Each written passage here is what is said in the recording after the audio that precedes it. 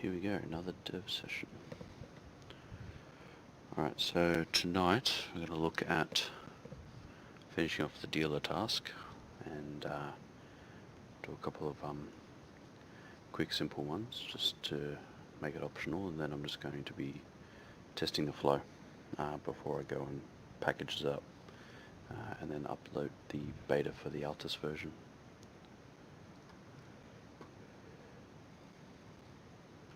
Sounds good. I'm mic muted so I don't click clack in your stream. No, that's fine. But as always, I do encourage anyone just to pipe up if they have questions or have any suggestions.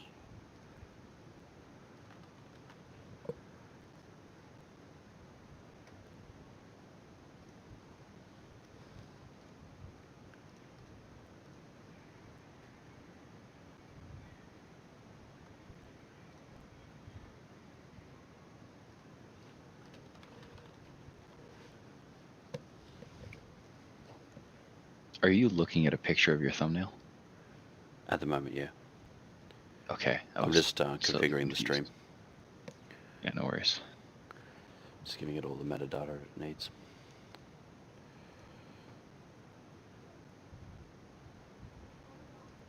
That should cover it, so it's got a description, the whole things.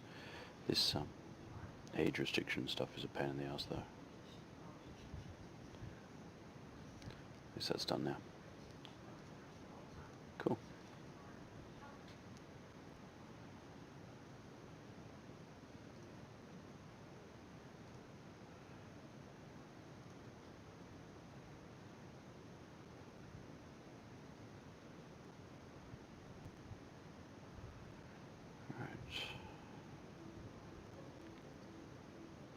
Okay, he's done, chat's up. Stream is holding solid.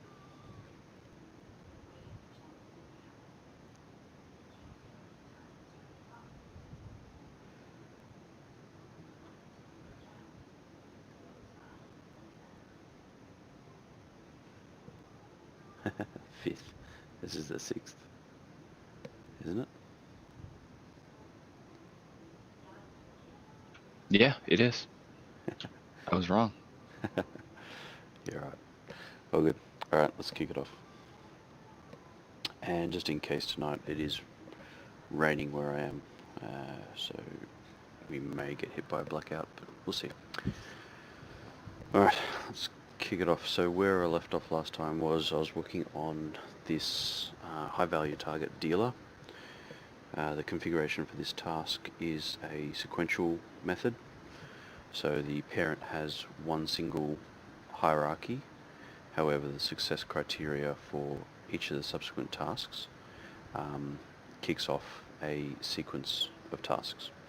So for task 1, it will pick from either task 2 or it'll jump straight to task 3. If it chooses task 2, obviously there'll be a middle step here before achieving task 3. Otherwise it may jump straight to task 3 and then end that part of the operation. So the variables are consistent across each. We're going to add in nearest location to this one, so that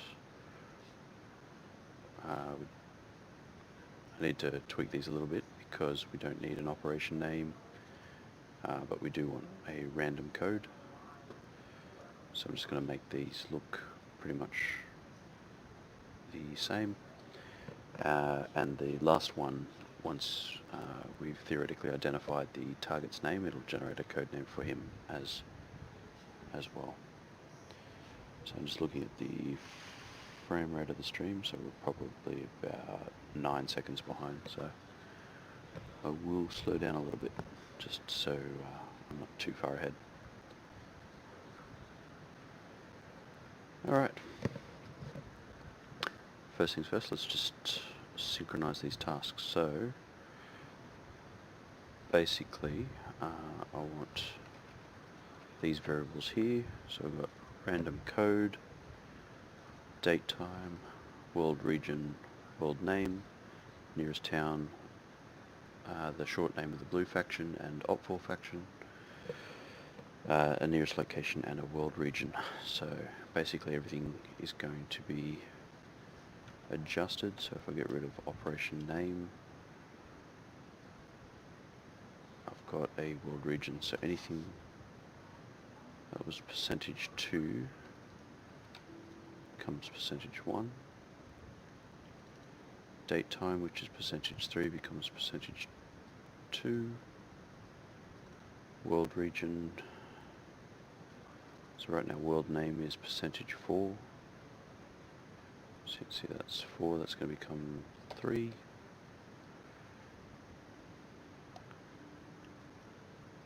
So let me just turn word wrap on so I just see the whole thing in its entirety.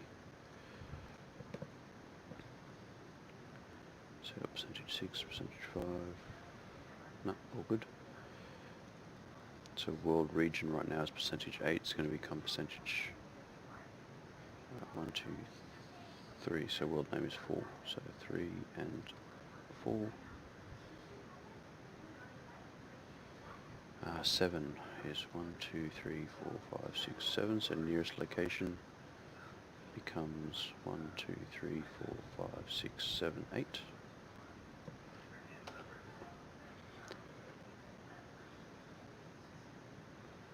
Percentage 6, 1, 2, 3, 4, 5, 6, which is what we want. So forces will move to %8 location. That's 1, 2, 3, 4. 1, 2, 3, 4, 5, 6 is NATO, so we'll do 6 there. So %6 has currently become %7, and 5 becomes 6.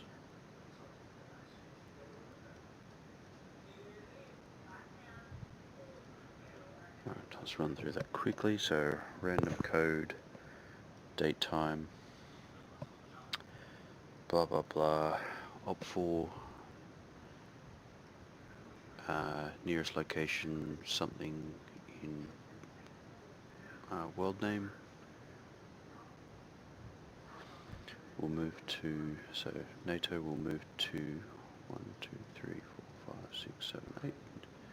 Yep. To locate, we'll move near, just in case it's not exactly on that location.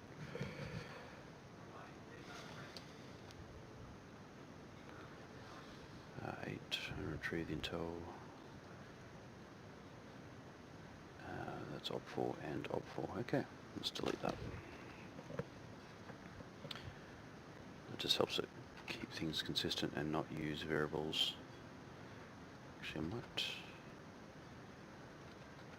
give the detail a bit more, make it consistent in the briefing. So that's fine. And so here we've got reference code, date time, world region, world name.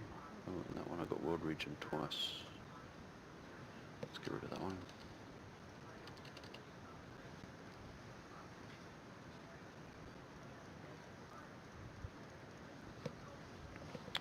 Let's clean that up. Okay. Yeah, %5.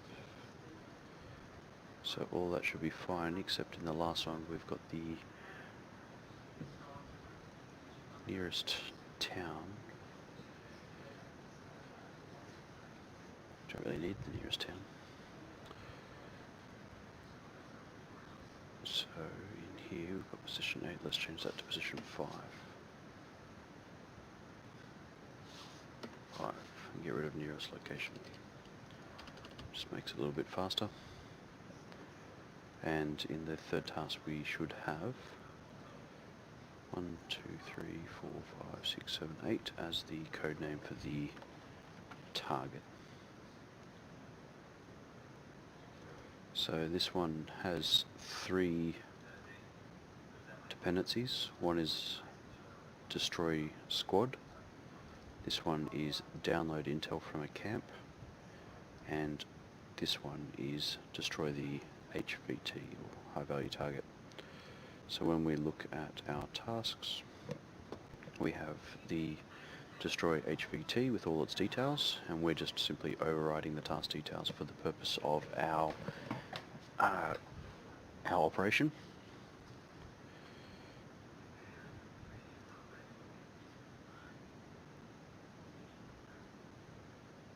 And the success criteria for that is simply targets killed. For the squad, it's the same as we've used in other operations. Nothing's really changed there, it's just all units must be killed in the squad, and they are likely to drop intel. And the download intel from a camp is a new one. This one includes the addition of a composition that is predefined. This one's pretty straightforward, and I'll demonstrate in a sec how to create these compositions and how to include them in the mission. But this is picking from two predefined compositions here that are made in the editor, and when you have a variable in the configuration called download intel equals 1, it will refer to the mission config for class names that you can download intel from, and adds the action to any object within that composition. And then the success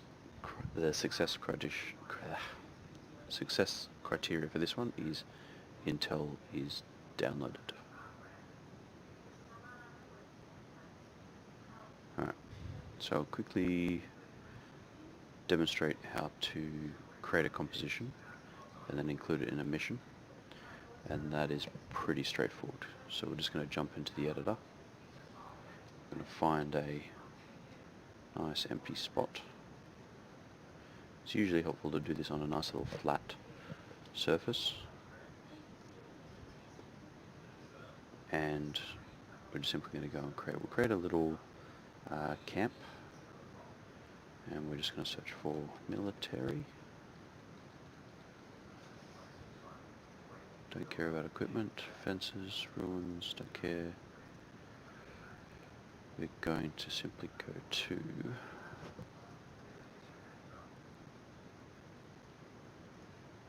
things. We'll start with. So we might start with let's start with a tent. So I'm just going to search camouflage.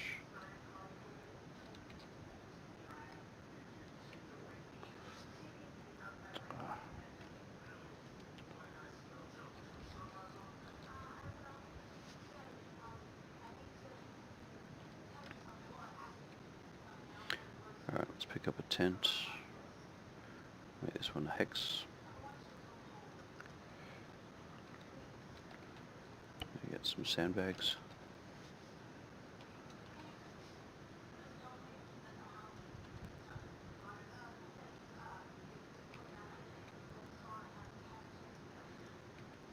And the beauty about compositions as well is you can equip them with static weapons, and if you spawn a group in with the parameter of occupying, they will occupy those static weapons as well.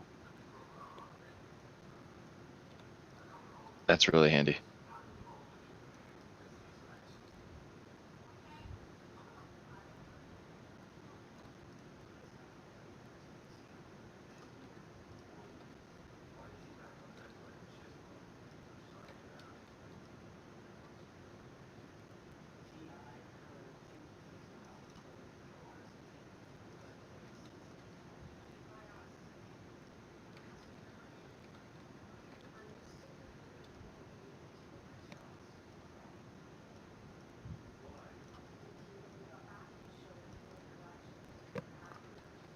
Alright.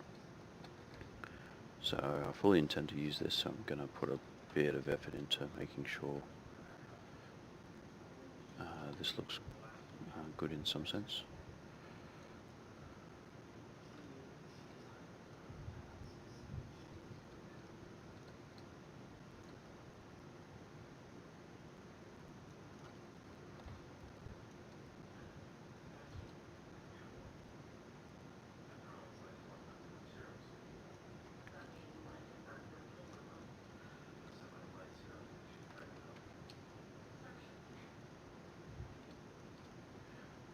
might get a bit of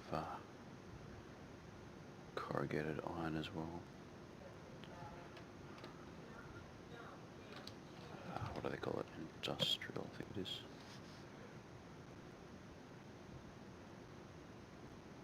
Might be under ruin or rubble.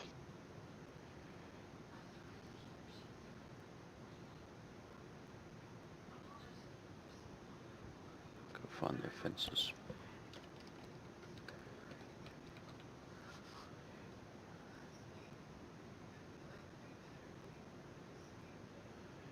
From memory, it's some form of, I think it was an industrial fence, but I cannot remember off the top of my head.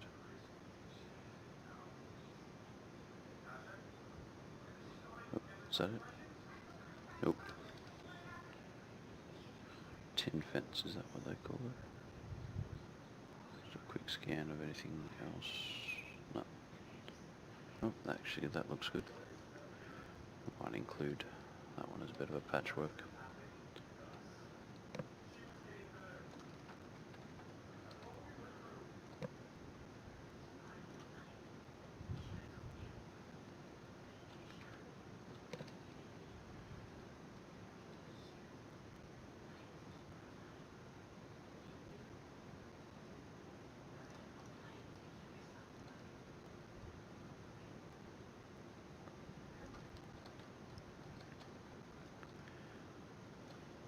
Okay, so now the thing is, once you've kind of got your composition of where you like it, and you begin placing objects inside, this is where you would dictate the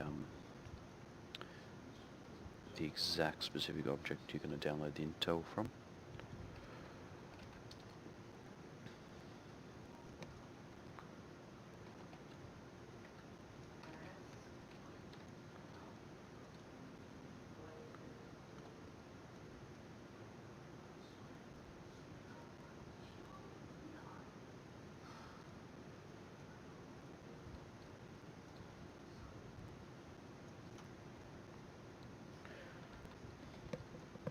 Okay, so we're going to get a table.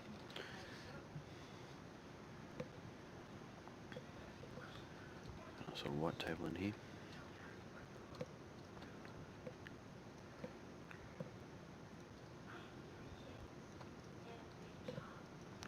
We're going to get a laptop, which I know from memory is in the config. So we're just going to get, it's interesting we've got the new ones. Tempted to use the new ones, but we'll just do the standard one for now.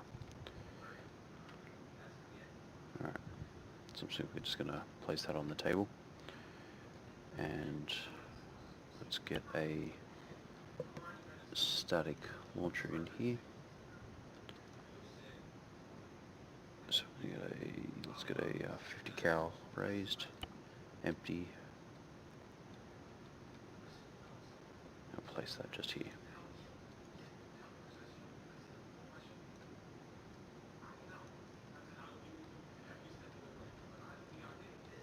Right.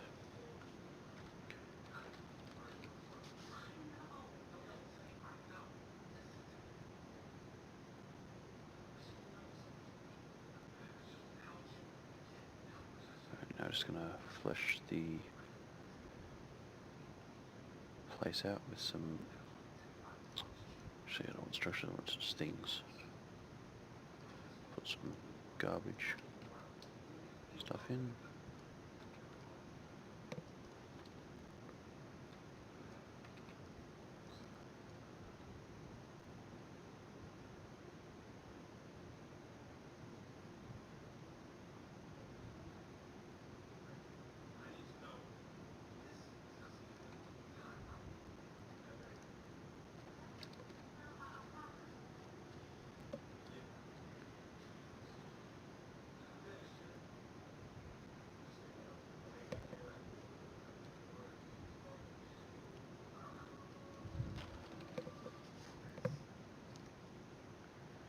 Get some camping stuff going. So let's get a map of Altus here.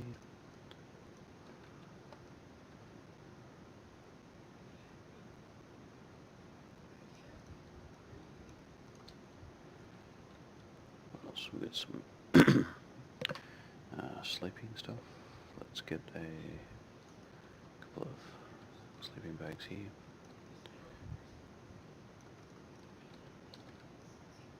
Just randomise it a bit.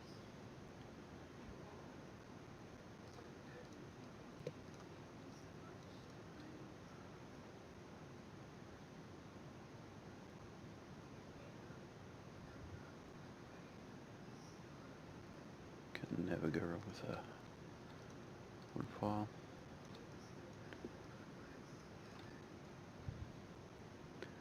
We'll get a fireplace burning over here. That's not bad.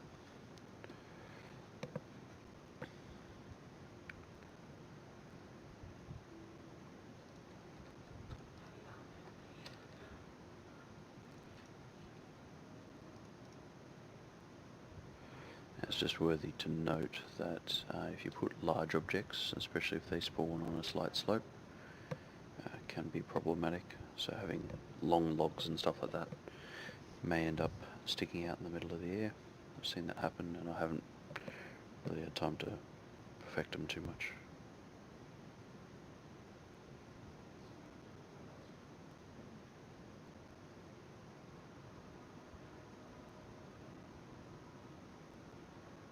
I've got an interesting omnidirectional antenna that could come in handy. Put that out over there.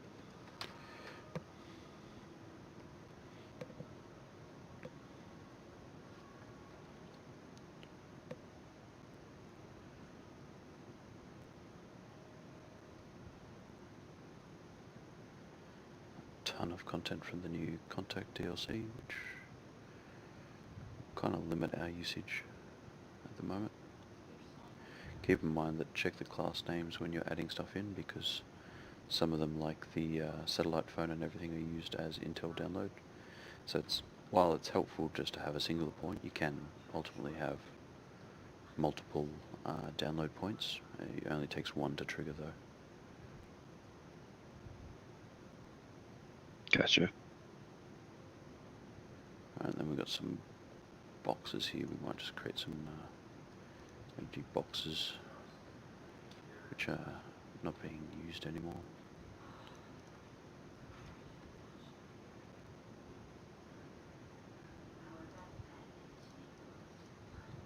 And we can make it, I don't know, these guys may have stolen some IDAP stuff, who knows. Actually, let's put some just discarded stuff on the ground.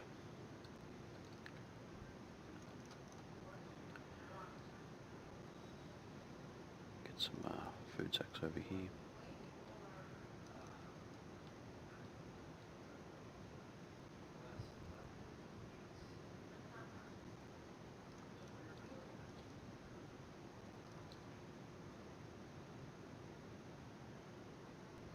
And the always good one, which is the general unhygienic environment.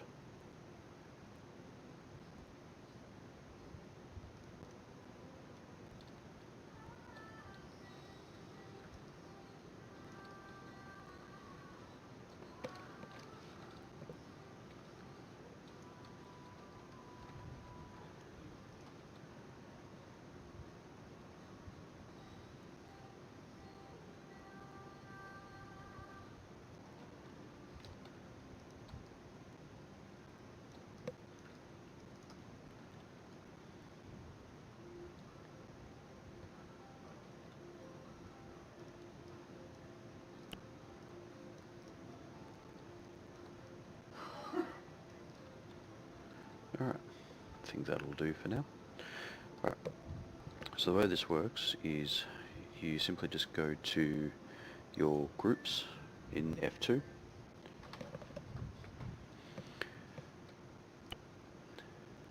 and on the right is the custom next to the props,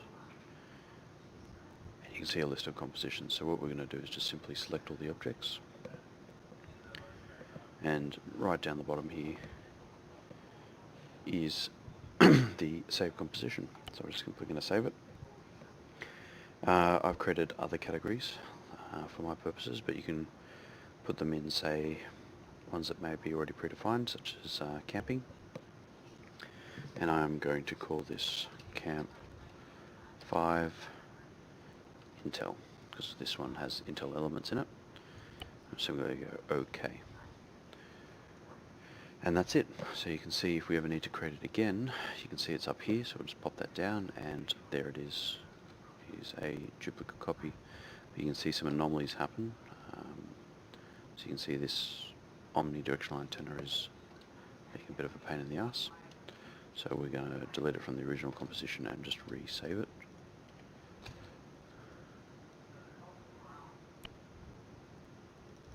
Yes, sideways is my favorite way to point my antenna. Exactly. So if you want to communicate to satellites, go for it, but it's not going to do well in terrain coverage. And it's always good to test these just on flat surfaces, but you'll notice them when we go into sloped areas, and even if they're just oddly sloped or clearing, let's say just on this spot here, and we create it over it, you just want to check to see how it gets created in. It should line up everything reasonably okay, but you'll see there's going to be some anomalies that occur occasionally, like not everything can be perfect. That's basically how we've created the compositions, which means we can create it at any time. So go back, delete the original, and we're going to head back over here. The rest of it we're going to do in the editor and file browser. So we're just going to jump to the file browser, and we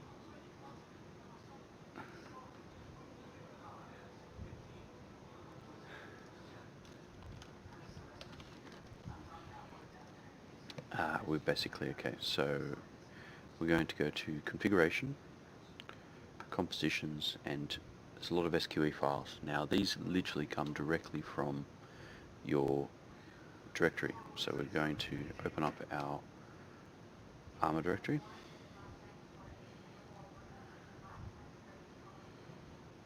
Going to go to our folder, and when you go, you can see the missions folder. There's the folder for compositions. So if we go into here, you can see here's all the compositions that we've created and done a custom save for. The one I'm looking for is camp 5 Intel, and then there's the composition.sqe file. If you look at it in the editor, it's literally just an array of information around every single object, what it is, where its position is relative to the center, and you can see where the center position right up the top was recorded at the point of save when we originally did it. Now what we want to do is we're going to take this composition.sqe file, we're going to copy it, and we're going to go to our compositions folder in ARMA, in the Patrol Ops. We're going to paste it in here, and we're going to call it our EN Camp 5 Intel. You can call it whatever you want, doesn't matter. So now we just need to include it in the configuration now that we've got the file there. So we're going to go down to our configuration. We're going to look into config mission framework. We're going to scroll down until we see the compositions here, object compositions, and you can see here they all are. So we're just going to add another one called number 5, and I'm going to call in number 5. This is where you just include the composition file, and we're going to save that. That's literally all we need to do. So now we can call camp 5 in our in our task for Intel, and you can see here we've got camp 3, camp 4. We're going to add camp 5 to the equation, except I'm just going to comment out the other two so we can, when we get to that task, it'll only ever create camp 5. Otherwise it'll pick randomly for everything else. And I actually want to show how it gets created.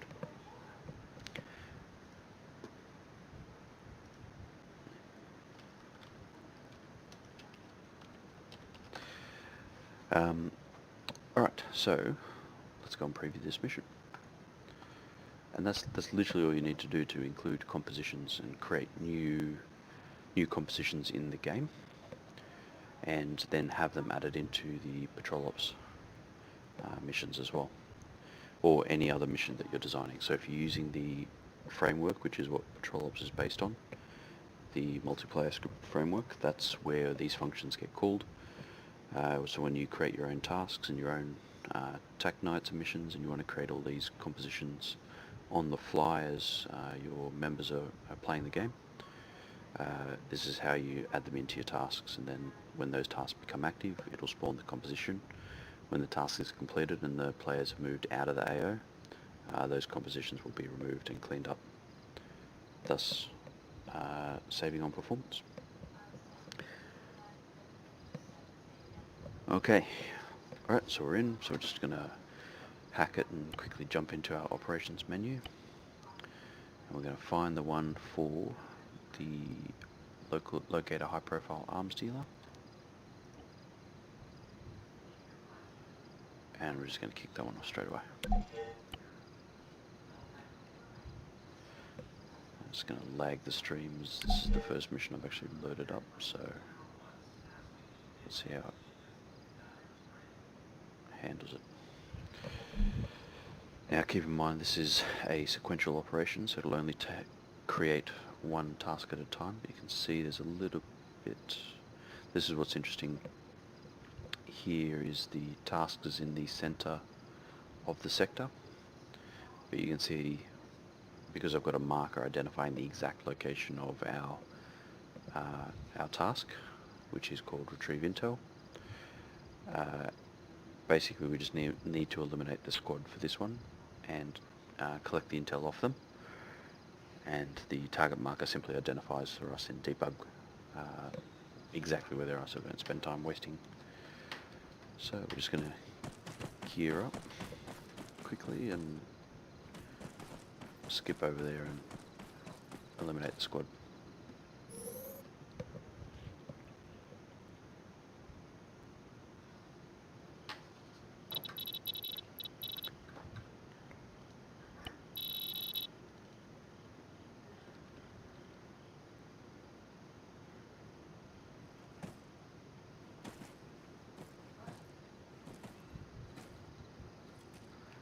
Alright.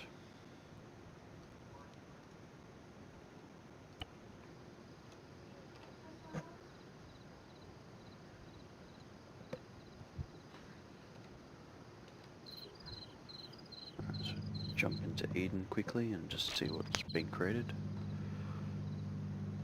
You can see this whole area is occupied, and they've got backup from,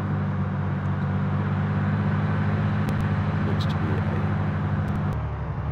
Gorgon. So we'll just kill that. Kill the squad up there, and there, and there. Right. So all squads should be eliminated thanks to Zeus.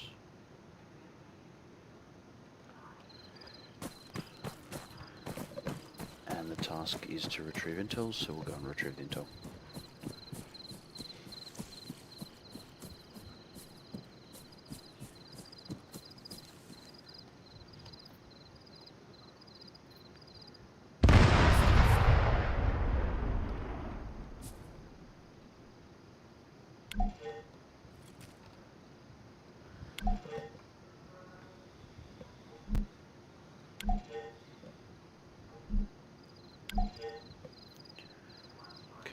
Next operation is being created.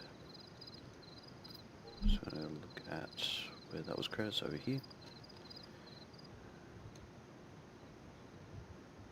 And you can see from the config, it decided to skip task 2 and go straight to task 3.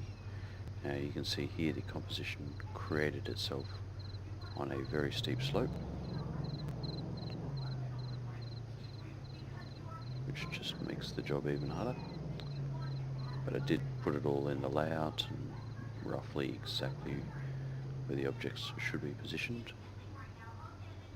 The only thing we just need to verify is the download of the Intel. So we've got the table's 5, but it's on its side. We just need to find the laptop, which is... Where's the laptop?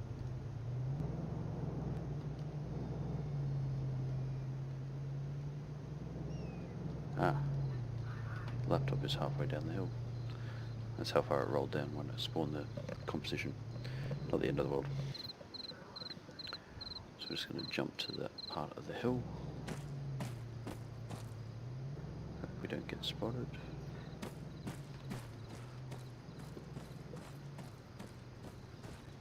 And there's the laptop. So there's still a little bit of refinement just in the position of compositions, but now that I'm downloading the Intel, you can see the uplink is amber at the moment. As I step further away, it gets steadily worse. The rate of download decreases until it goes to a warning, because if I continue to get further away, it'll disconnect the link and I'll have to start again.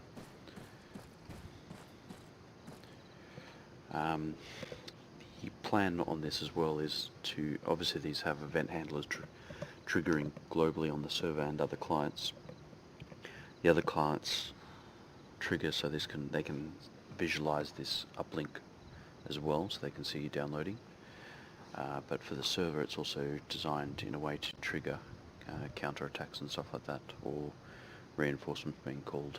Just those event handlers haven't been configured yet, but they will be in a future update.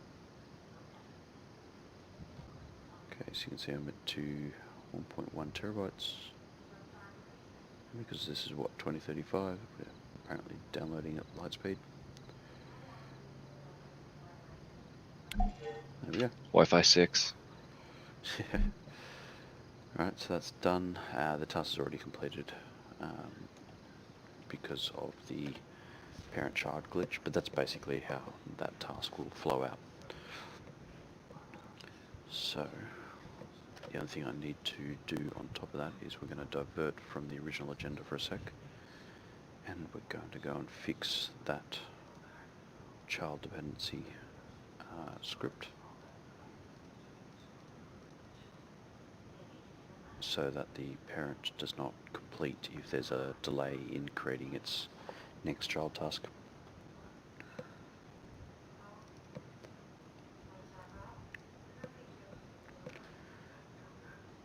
And I did solve this before, but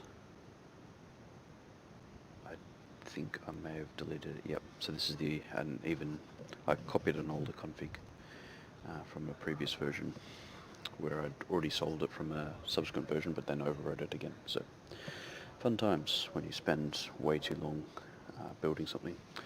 So essentially here's the success criteria for a parent task, and all it's doing is getting the child tasks from the task logic, and then if they are all complete, then it goes great and then complete the task. So what we need it to do is to suspend this argument until another task is created. So what I did last time was I simply said if task logic get variable MPSF parent suspend false, and then I simply set the variable here. So basically if the parent is not suspended, then check if all the children tasks are completed, else leave it empty. So if it's suspended, don't process the child complete task. So that will always return false in that instance, because none of its children are complete. It's not even going to bother checking. So then we simply jump to the process task here.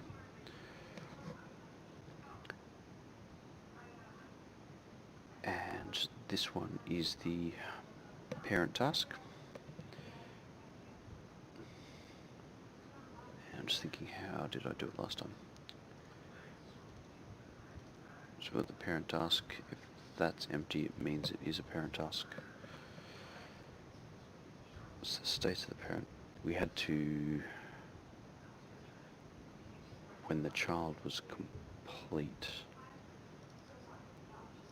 So it was if any of these next tasks are greater than 0, we had to suspend the parent task. So we're simply going to go if parent task is equal to empty, then that, and reverse it. So where it's not empty, if count tasks next, and I'm simply just going to add these two together to save time, because that means if any of them have a value in them.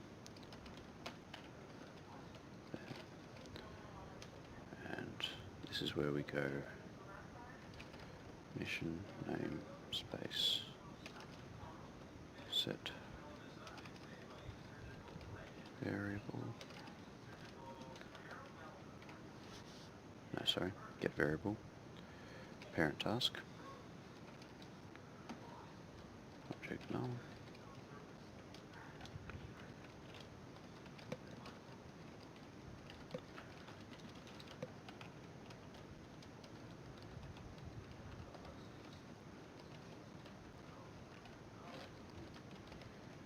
right, so if the parent's not null,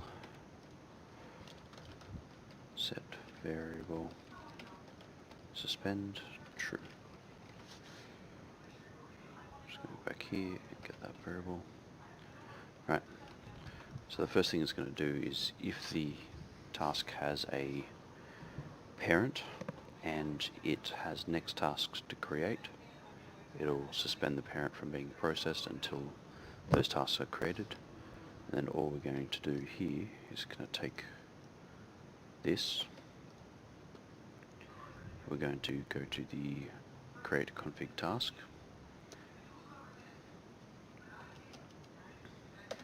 and in here we're simply going to say again if day is equal to empty, then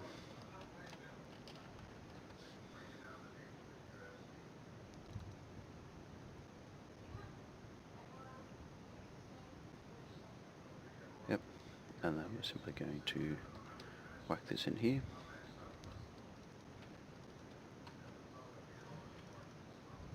and unsuspend the parent.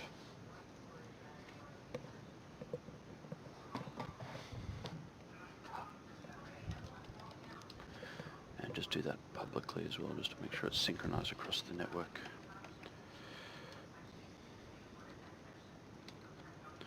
Right, so that should prevent the parent from being suspended. That should prevent the parent from being processed until it has at least one child active task created and active, which we can now test.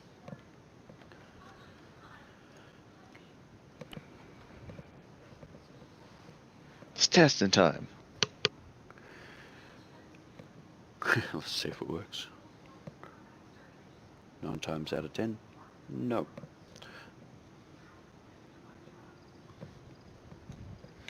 But as I said, I've solved this too many times in the past and then just forgotten about it, so. Alright, let's create Wouldn't you have it in your repository somewhere? Probably. But then I go searching, as you can see, it's just easier for me to create it. Alright, we're going to go down there and kill everybody. Got 2 vehicles down there. Alright. Let's have a look at this just to make sure they're running. Oh, technical.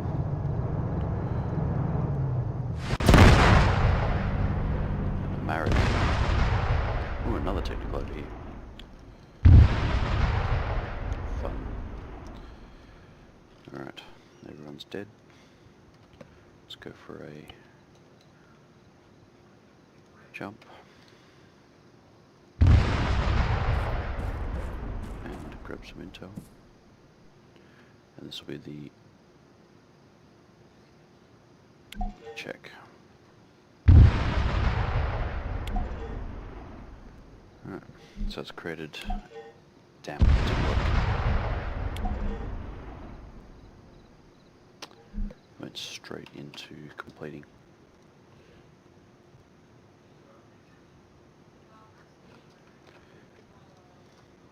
Maybe, I may have done this earlier in the state because it is where I updated the task status and it triggers the event handler.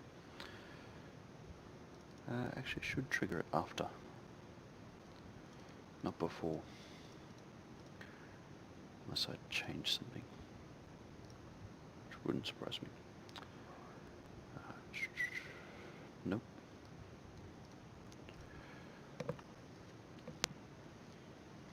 So not the end of the world, we can just simply say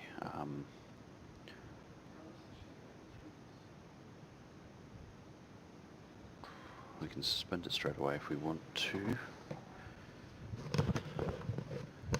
Might check the logic quickly. So if not suspend, then process.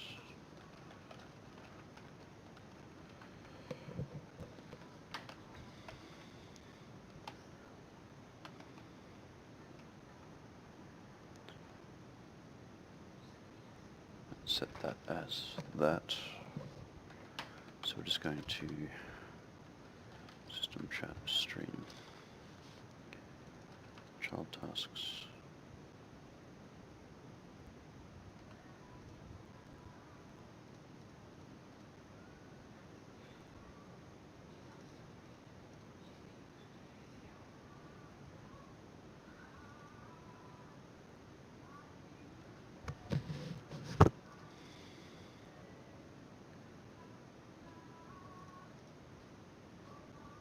Let's hit this,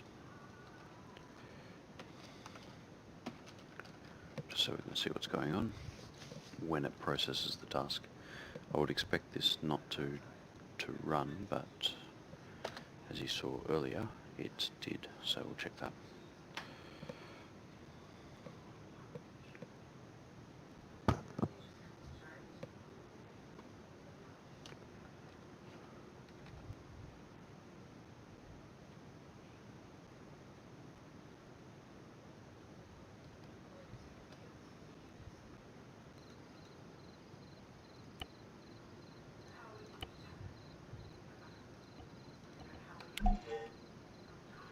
Again, those random operation names kicking in, making life interesting.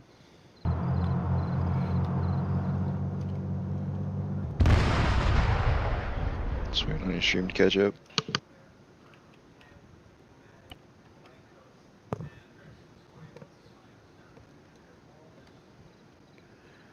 Alright, where are we? Pick up this intel.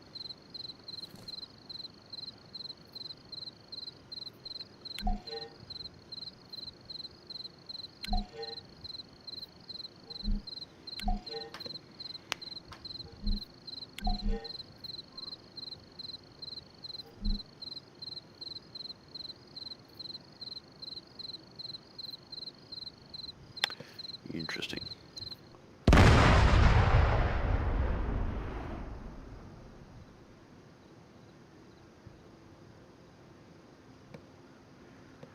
So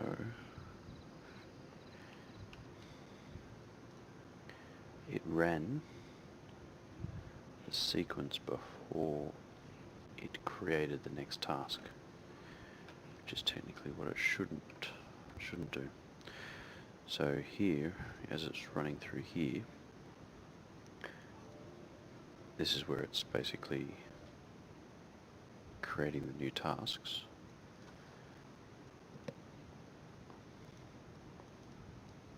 But they are within the same thread, so it should suspend the thread while it's creating the tasks, unless it's not.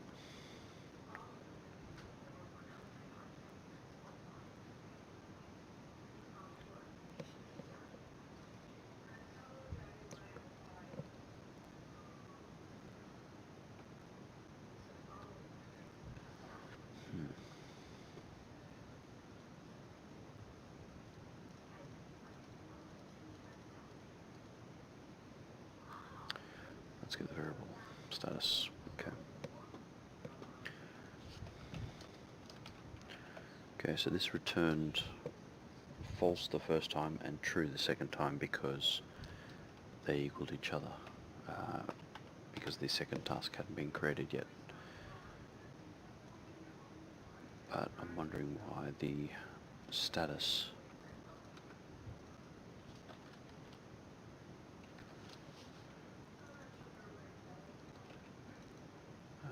was not suspended for some reason.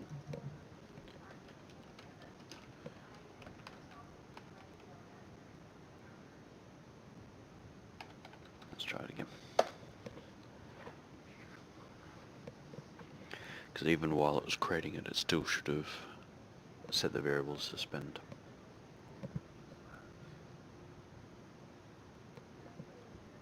That shouldn't happen like that.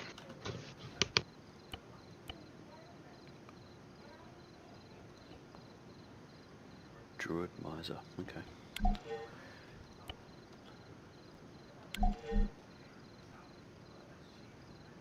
Where's this one? Oh, it's over here.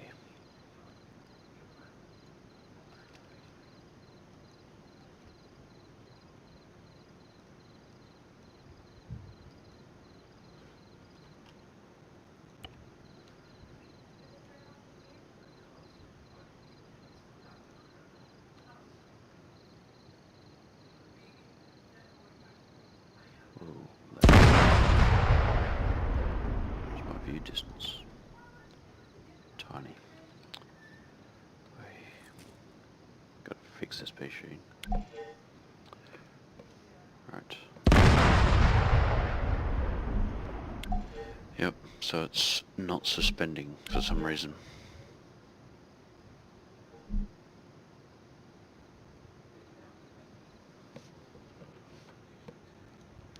So the variables are coming back both times as false, indicating not suspended.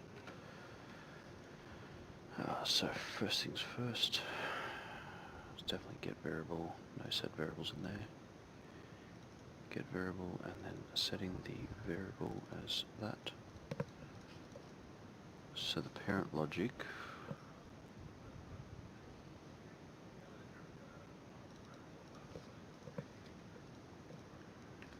let's test this.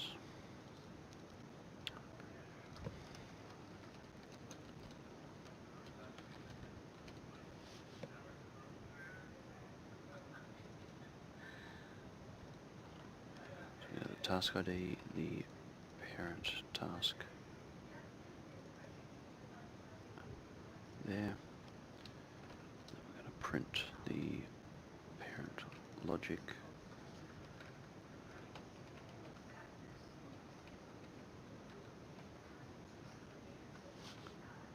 So check if it's null.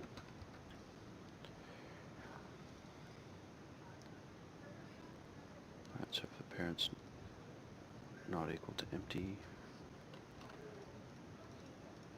let's print this outside here. Count this. So parent task, count, and then is null, just to see what happens.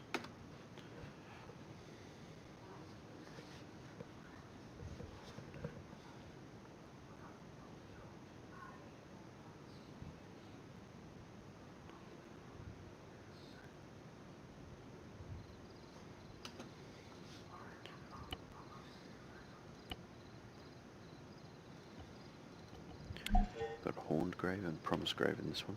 Interesting. Keep in mind that no two operations names can occur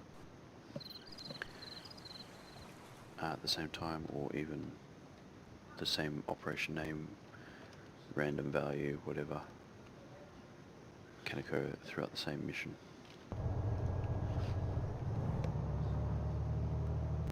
They're recorded every time they get created.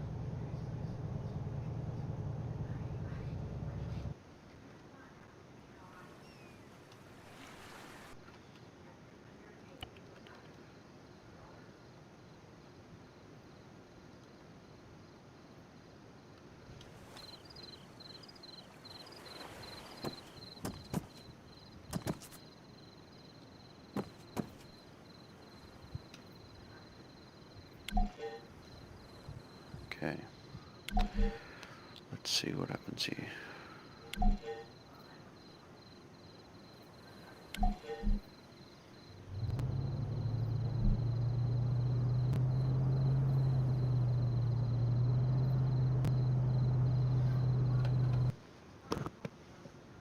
So it should have worked. It found the parent task, it found the child, but it did not set the variable.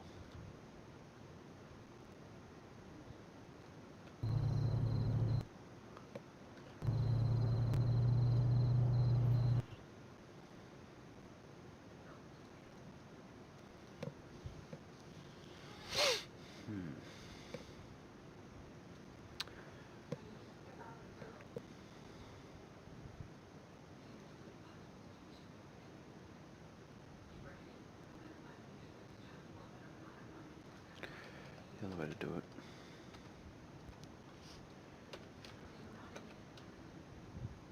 is,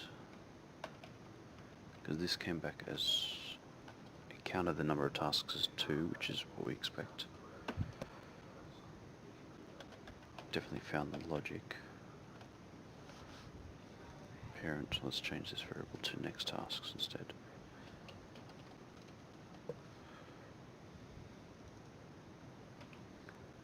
And we're going to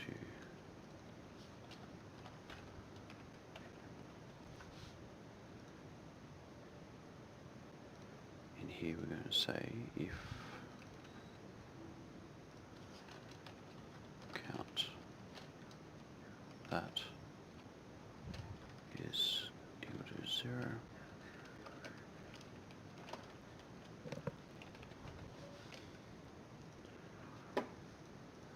alright, so if it's empty, do it, else show it. So let's system chat this.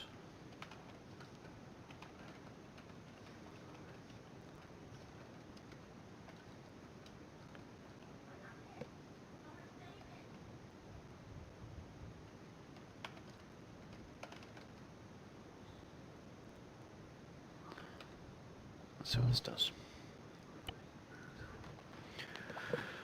So what I've done this time around is I've just set the variable on the parents to say it's got next tasks coming, and then I'm simply checking if that array is empty. If it's empty, process the parent. If it's not, skip over. That way it doesn't error out. Here's hoping.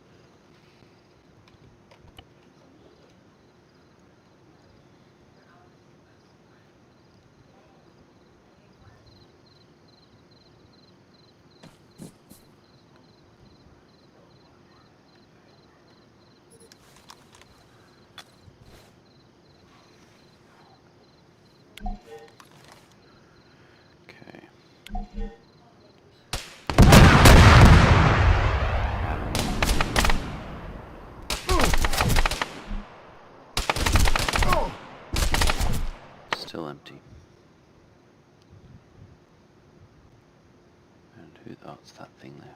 Get rid of that. Yeah, there you go. Alright. Still hasn't set it though. That's the problem. This logic is still empty.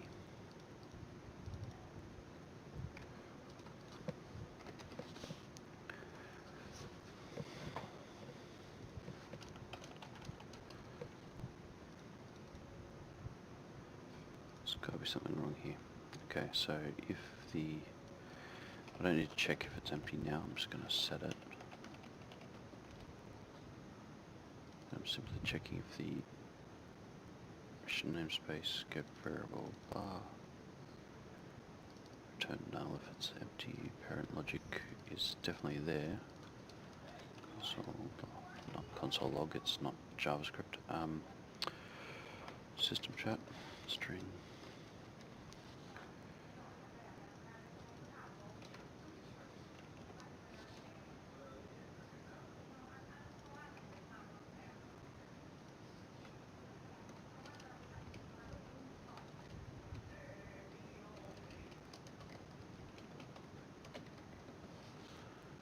Okay, I'll put that outside.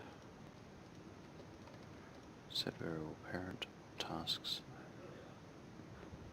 Then process the same variable, yep.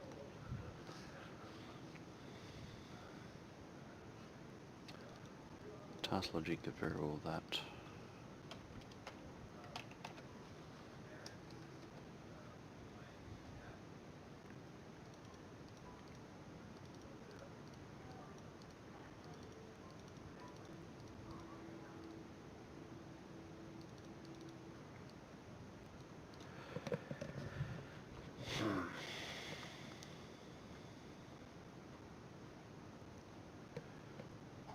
So this should fire when you pick up Intel, because that's the trigger to process the tasks. So on task complete, blah, blah, blah, blah, blah, trigger.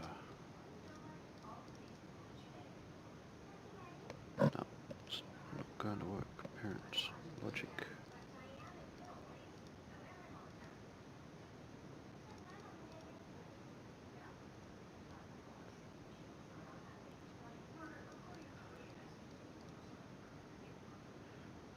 Let's see this work.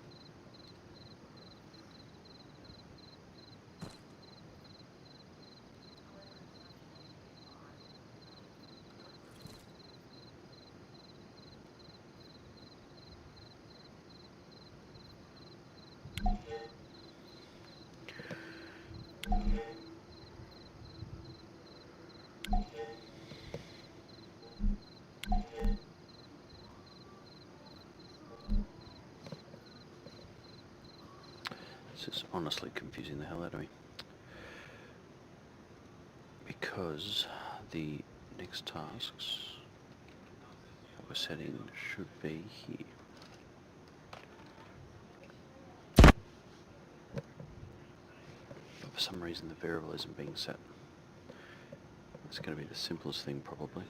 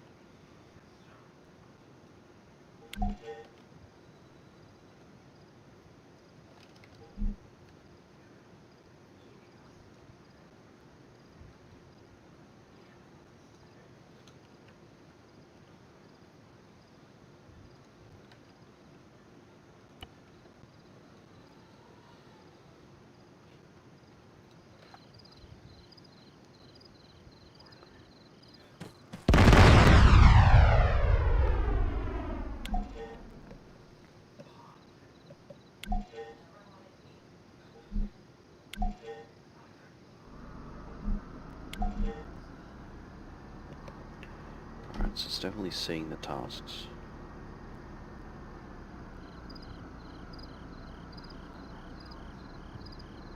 And then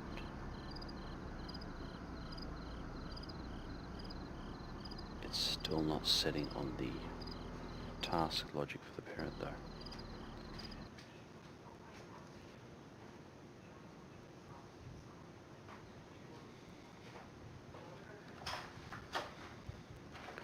So this is returning exactly what we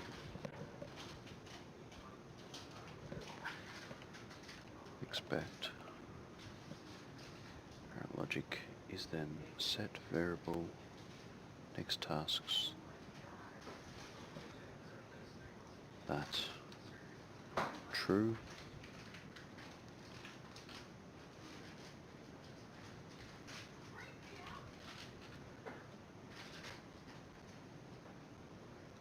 Task logic get variable MPSF parent tasks. That is equal to that.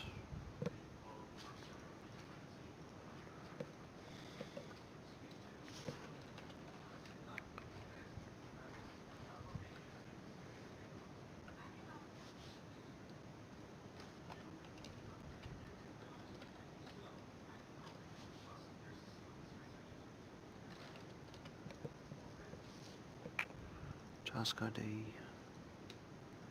parent logic,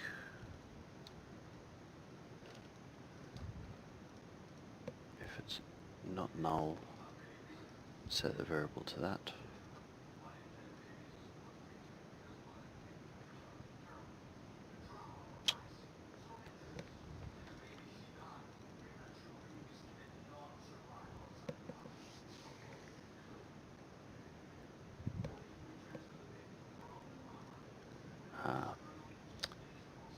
Now that still should only execute if it's the parent, and then if it's a child, so I just need to say else that.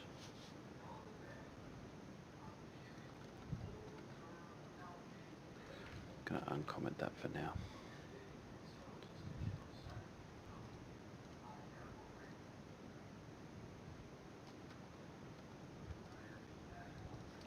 Just to see if that's overriding it too fast.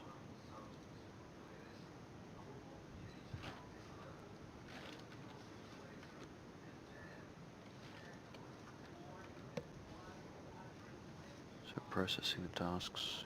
Alright, let's try this.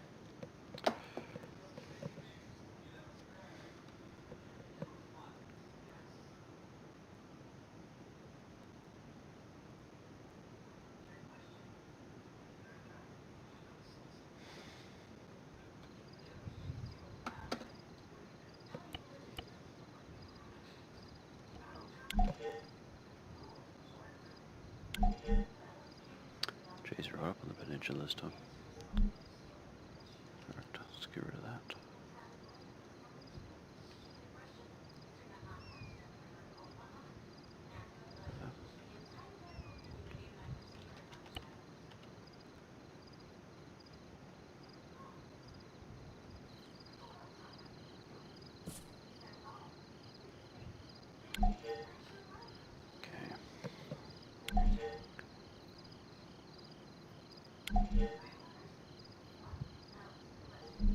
Interesting. Okay, so it's gotten the dealer parent, but it hasn't said.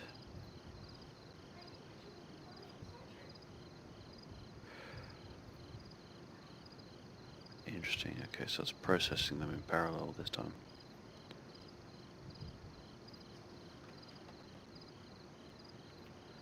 I mean, it worked then.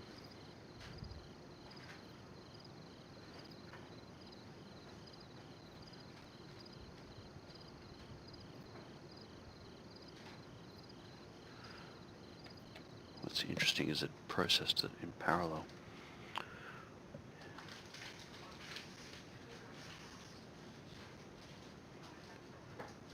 Not impossible.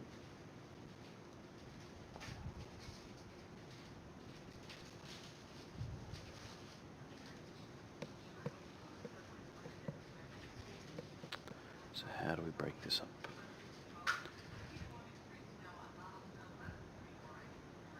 So task complete.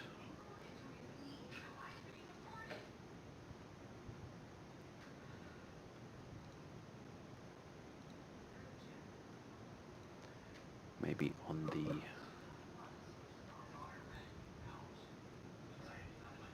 Nah, that won't work that way, you don't want that.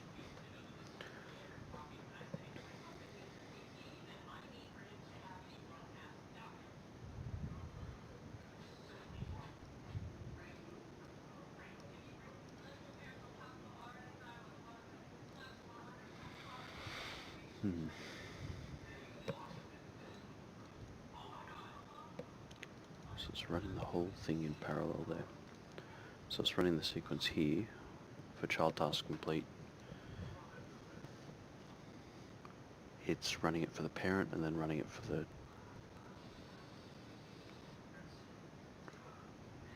So it's processing it here.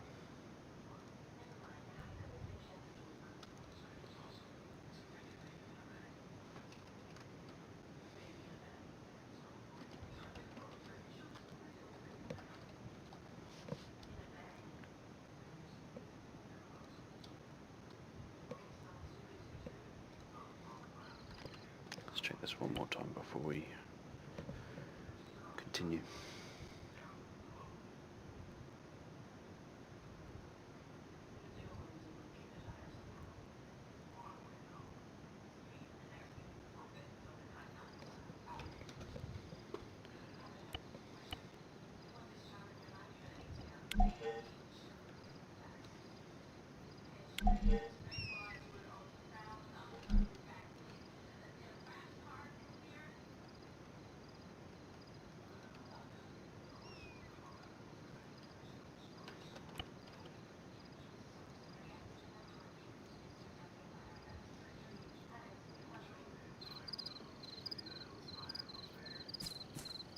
Alright.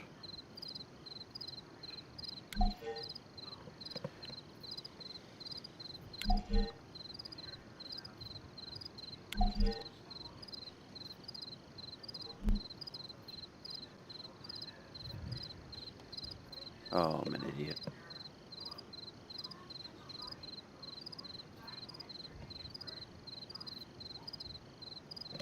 This whole time I'm expecting it that it's failing. It's doing as exactly as it should.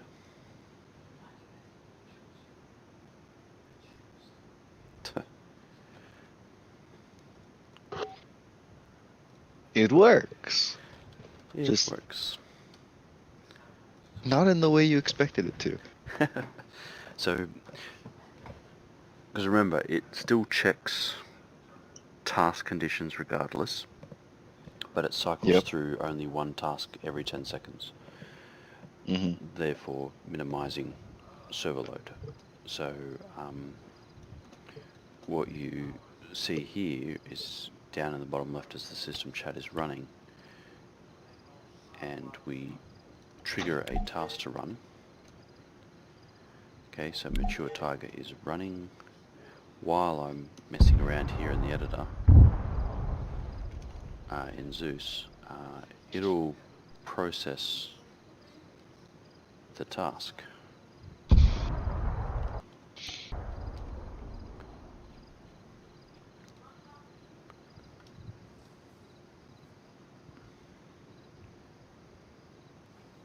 Oh jeez, I really need to invest some time into this machine fixing it up. Alright, so I fire the event, it processes the arguments for the parent, finds it empty, checks the child task, but the child tasks are not complete yet. The child task then completes. The dealer is... okay, so the child task, okay, so there's a delay. I need to institute unfortunately a small delay. I hate using spawn commands, but anyway. So when the next child task is being created, before the objective is created and linked to the parent ID, it's clearing the parent ID and forcing it to be evaluated. Therefore it's creating it. So what we need to do, because this is in a different schedule environment, so it'll run parallel.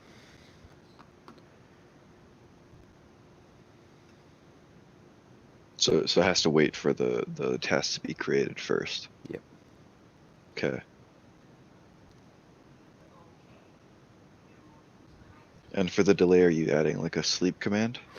Yeah, I hate using them. I've tried to use them as sparingly as possible, but all I'm going to do here is simply go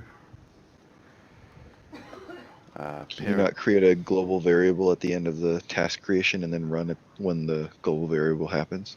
That's literally what I'm doing here. So all I'm doing here is I'm going spawn this set variable, and I'm just going to do sleep. Say 2 seconds or so. Now I could link this to the frames to run it, but it's not as straightforward because I can never tell exactly how many frames across the network it takes to synchronize the tasks. Sometimes it's literally within 1 frame, sometimes it can take up to 20, 25 frames or so. Mm-hmm. But that should all be within 1 second if you've got a machine running at about 50 frames a second. So sleeping it for 2 will clear it hopefully a bit later. Let's do a test. It's quick, it's dirty, and I just want to get this out. So I'll optimize it later.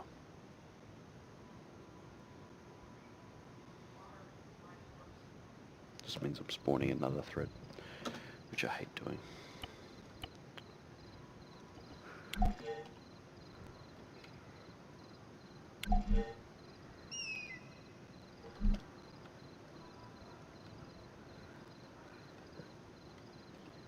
Alright. Let's have a look at this one, shall we? So you can see the arguments processed. It found there was no arguments, it checked the child tasks, it found none had been completed. So we'll do this should trigger it again. There it goes, so it's processing the task. It's processing the arguments. It's found subsequent tasks, it's not going to touch it, then 1000, 2000 cleared. So our parent task is not complete yet, which is good. Fuck.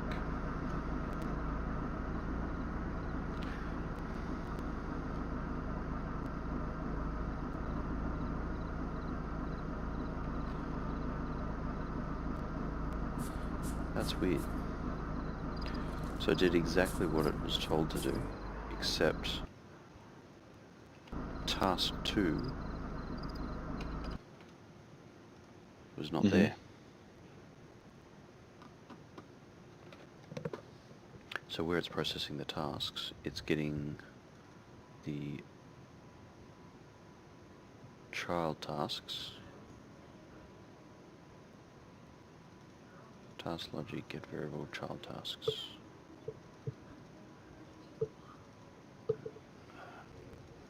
Let's check this variable here.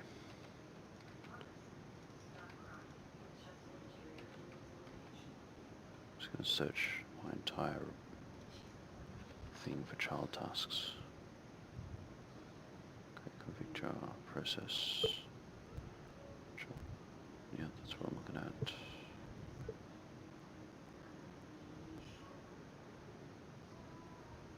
So I don't care about that. Okay, so create config task is parent child tasks. Okay, so it's setting the variable. Ah, shit, that's why. Oh, I'm such a moron sometimes.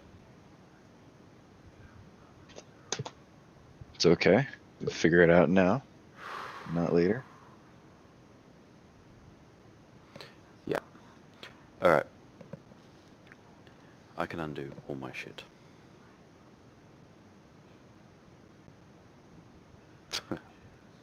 Alright. What this is doing is when it creates the parent, it's creating all the known child tasks. So in my config, if we look at the parent here, tasks, operations, HVT dealer. Okay, so let's look at the parent. It is creating task 1 and recording the whatever the name it generates against it as task 1. So when it's looping through and checking, it's all good. So you can see here, let's break down this variable here.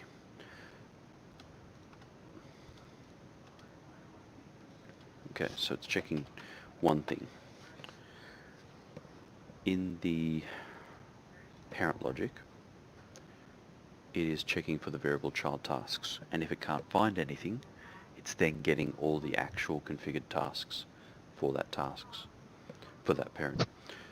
But because it is already finding child tasks, which is the only task we created at the start, it's therefore not checking for any subsequent children that were created after the initial parent creation. So it's breaking the loop as soon as it finds one. Not quite. It's only, so because I'm setting the child tasks variable with only the original spawn task and not subsequent tasks, it's only then checking that one because that's all it's getting. Doesn't have the information to look for. Exactly. So if I nullified the child tasks variable on that parent logic, it would then go and get all the children that were currently the child of that parent task ID. So, for the purposes of this, I am simply going to get rid of it. So child tasks is BIS children. And I won't need any of this other crap because this should now, let me just bring out children anyway, just for safety's sake. Get rid of child tasks. And in here, while it's nice to know the child tasks, it is, as you can see, absolutely irrelevant wherever I use this. So that's just variables, that's from the configuration, it doesn't use the variable, that's fine, don't care. Child task complete, and there it is there. That's for a simply different purpose. Yep, that's literally the only place I use it. So it is a complete waste of time setting that variable with the child task logics. So let's delete child task logics and just store it as a simple thing. Get rid of that parent ID. Go to here. Get rid of, I'm just going to comment it out for now. I may still use it.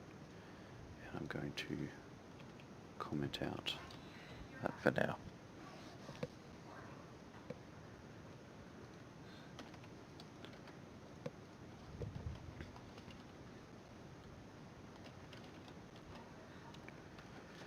Okay.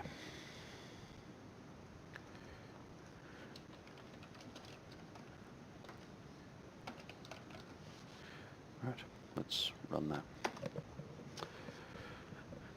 I have to admit, a lot of these live streams are going to contain me swearing and cursing myself for being stupid.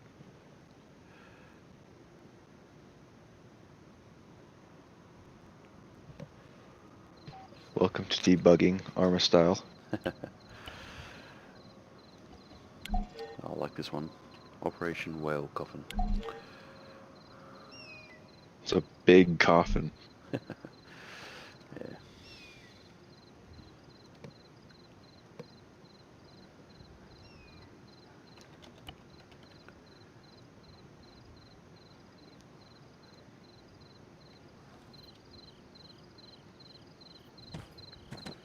Alright, just picking up the internet now, let's do a latency check.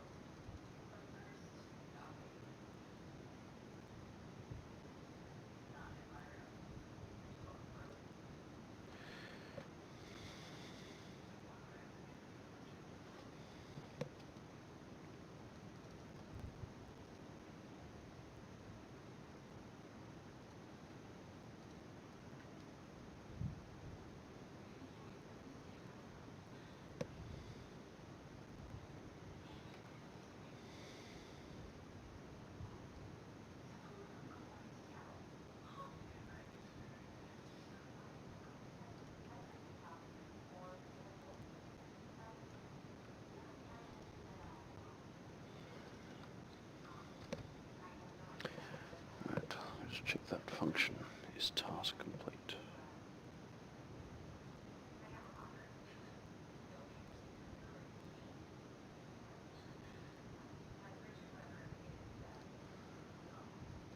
Task ID return false, okay.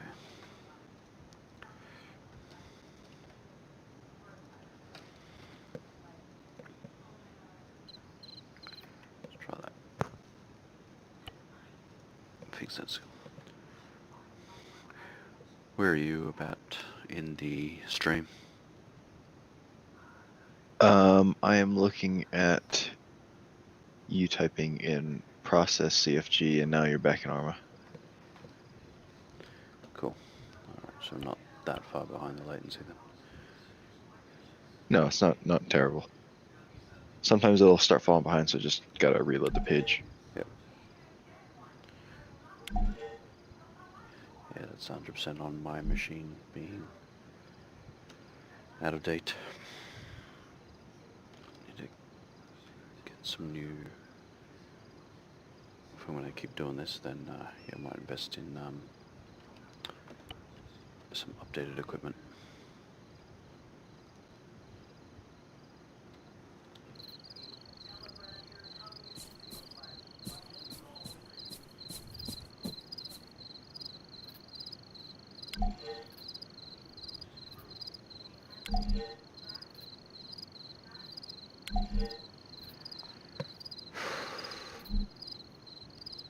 Yep, that fixed my problem. It's only processing. It's only processing the arguments it needs to now, and it can sense all subsequent child tasks.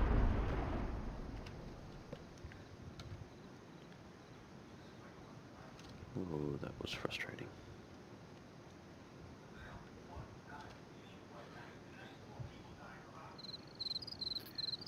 let's download this Intel.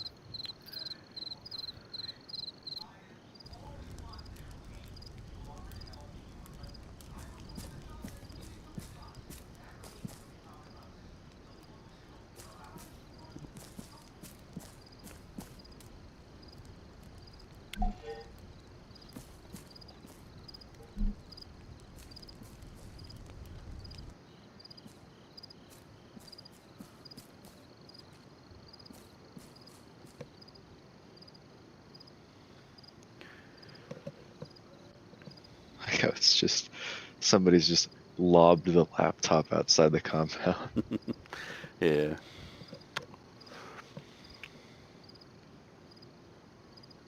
There's ways around it, like you can improve the composition by raising it up that little bit. So what's Yeah. happening is because the laptop is literally sitting on the desk and it creates the thing, if it's like a centimetre higher than where the config was, the laptop will spawn inside the table The table and and therefore be define. catapult.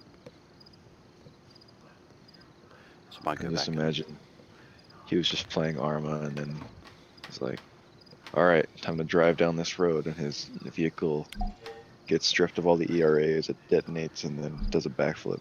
exactly.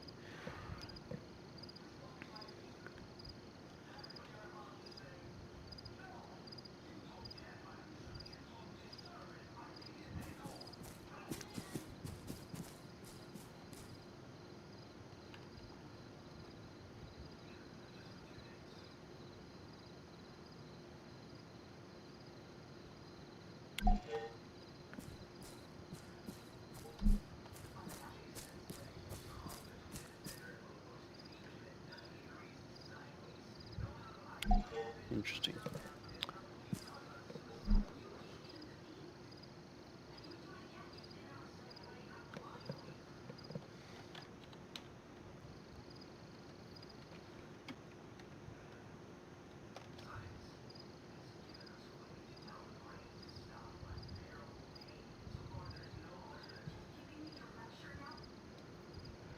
So I'll try download this one more time, but I just noticed the event did not fire, Mm. which should force the refresh to occur, which it is, but the results... Okay, that's interesting. Right, so the parent's doing what it's doing, but the Intel downloaded function has broken for some reason. Okay, let's clean the child tasks argument up. And let's look for Intel downloaded. So task logic. So the way this Intel downloaded function works is simply an event handler. So if we go to Intel download, when it is complete, it obviously removes all the details, and then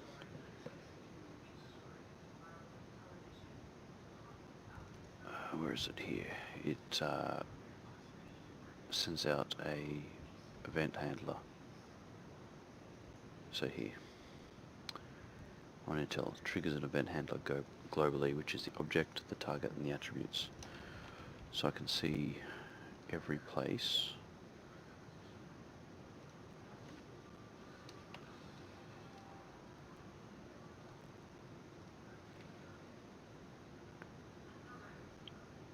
If we go to mission, here it is, here's the variable.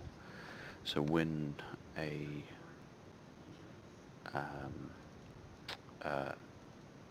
the Intel fires, it files off this event handler, and then Patrol simply looks for that and goes, okay, the attributes of this are the task ID and the config task ID, and then it goes, okay, if it's a string and not empty, it adds the score. Actually, that's what I intended to do. And then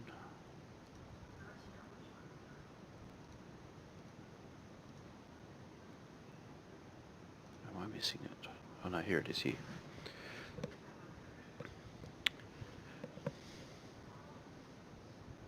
Alright, so this is where the framework goes. Okay, you've downloaded Intel, it takes your attributes, it gets the first unique ID, gets the logic from that, and then goes, okay, if the logic isn't null, then set the variable as Intel downloaded on the logic.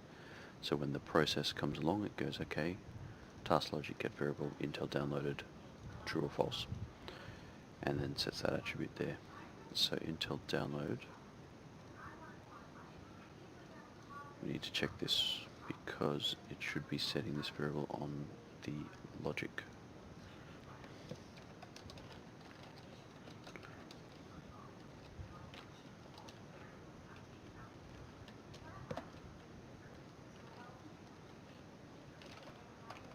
Let's have a look.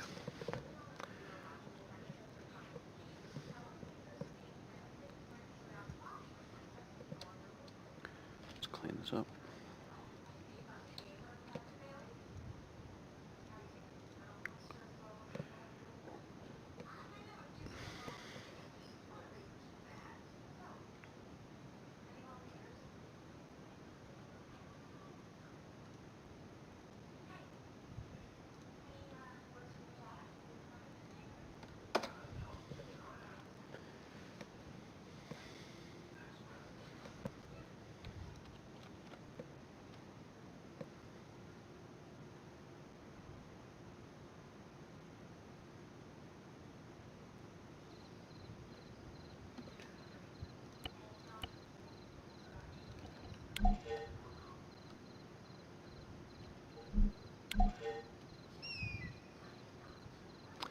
I'm going to have to tweak this a little bit next time I do this. Hopefully it creates the download Intel task.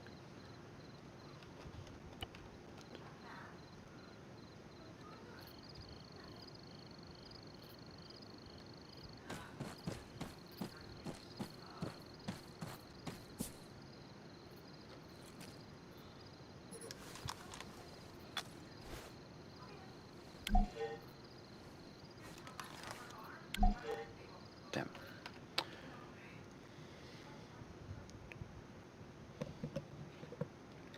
At the end of the order, we just change the parent. Instead of creating task 1, we'll change it to task 2, so it'll always create the download first. Ah, that might be why.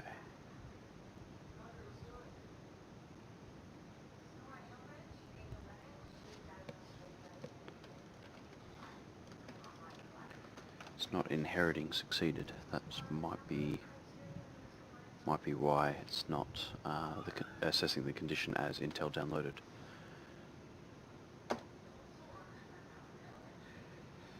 So remember, you've got to, every time you copy and then override something, you need to make sure if you want to carry on the configuration, then you need to inherit it by saying succeed again from the dependent task, which is the download Intel. Otherwise, the config would be empty. So it would actually have no condition to process against.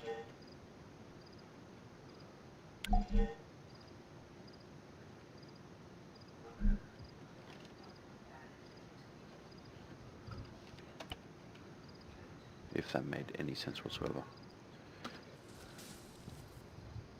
It made sense. You're good. Alright.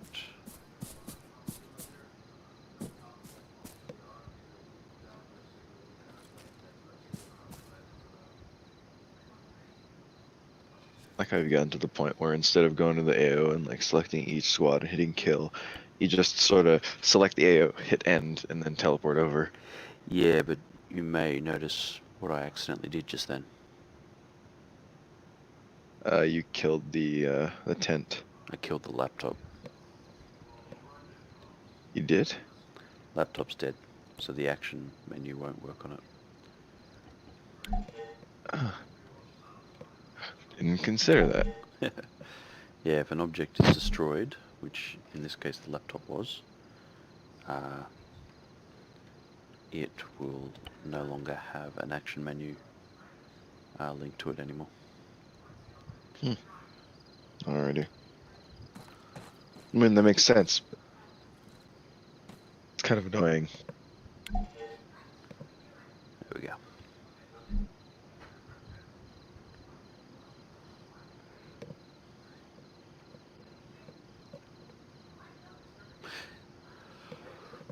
Does expose the task to a little bit of risk though. What if the laptop is destroyed? Maybe make it invincible. It's a big configuration change. No, not a big one. It just means when I spawn a composition, if the object is an intel, set damage, allow damage false. Have a look at that. Just trying to see if it fires first. So we're at 900 gig.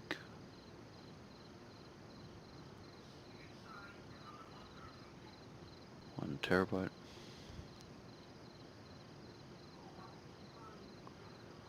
We'll do a cool graphic when I go to do this next time. And you can see all the events fired, which is exactly what I expected, and the task completed. And we move on to locate the high value target. And yay, events fired. And what did it end up calling him? HVT, okay.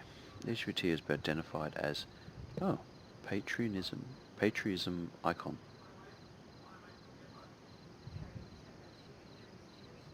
Interesting.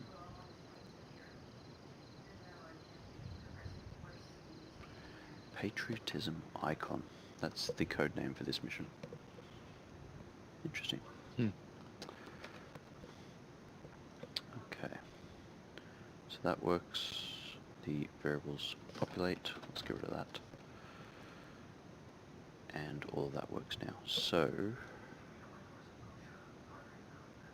that is resolved. So I just saw one script error, which I just want to check out quickly, which said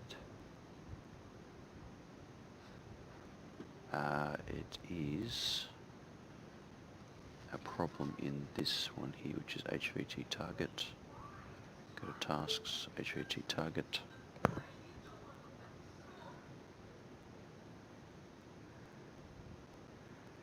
That's fine.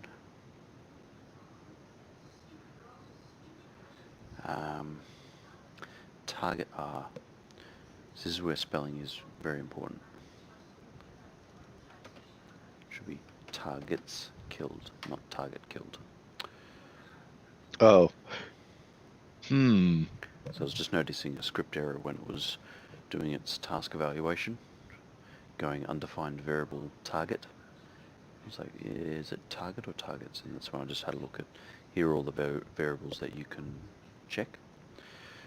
And keep in mind, it's a compiled equation, so you could have targets killed, and that is a predefined variable that returns true or false for anything that has the is target variable linked to it. But I also return the array of objects, so you've got targets, groups, units. So you could do, instead of targets killed, you could do alive targets is equal to 0, and that is literally the same thing.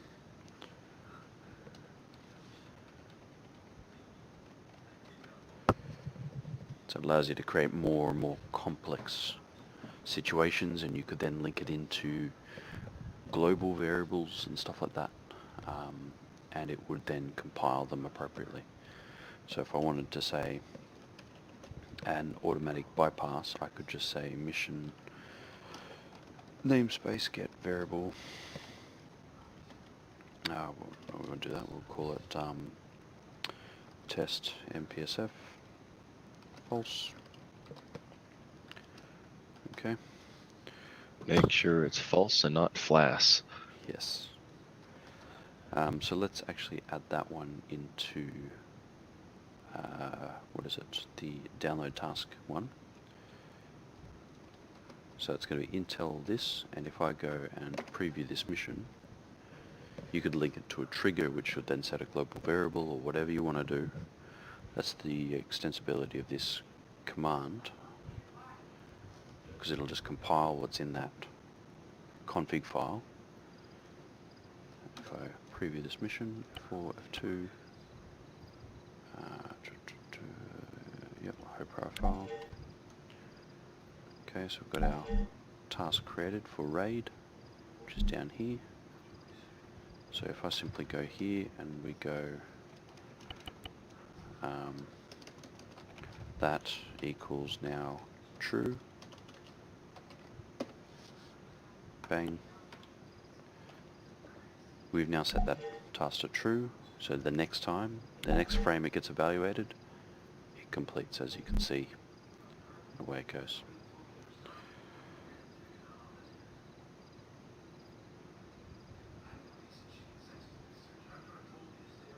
So yeah.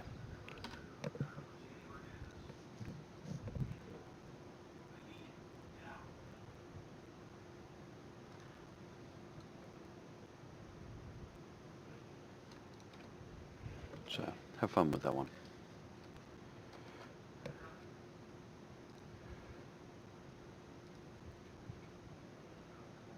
Infinite fun. Oh yeah. Well, I designed it for mission makers, so play it as you see fit.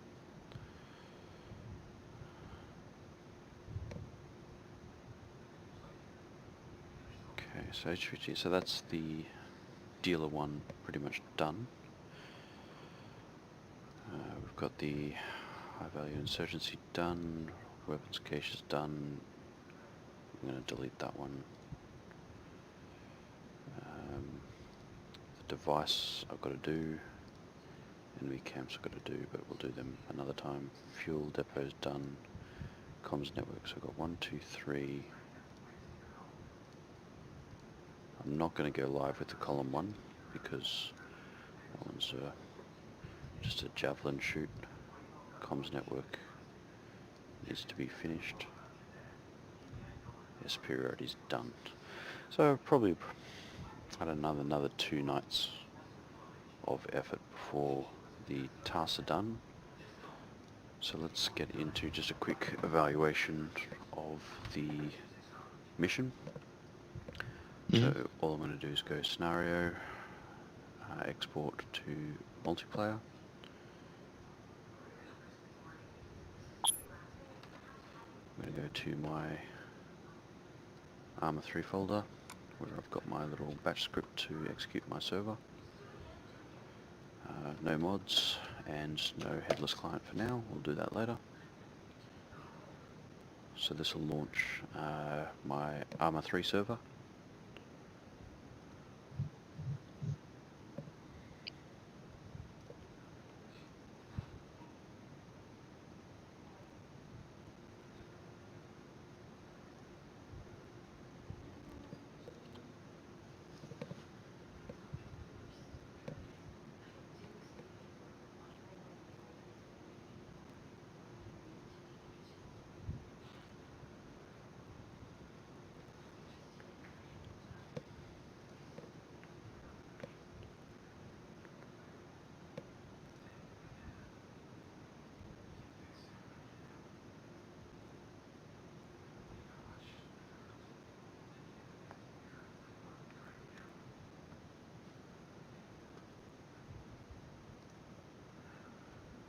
Alright, so that should launch soon, so I'm just going to exit out of the editor.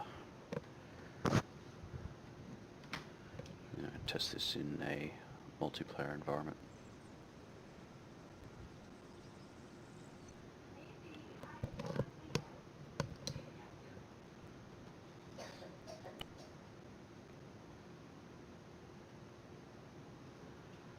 Alright.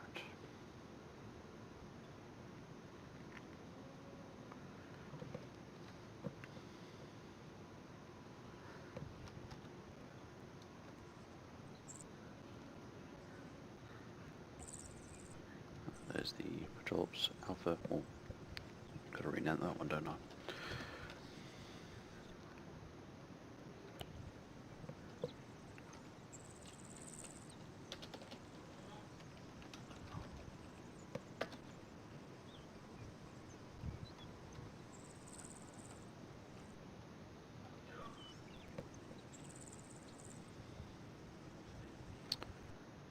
server runs. Get the console running.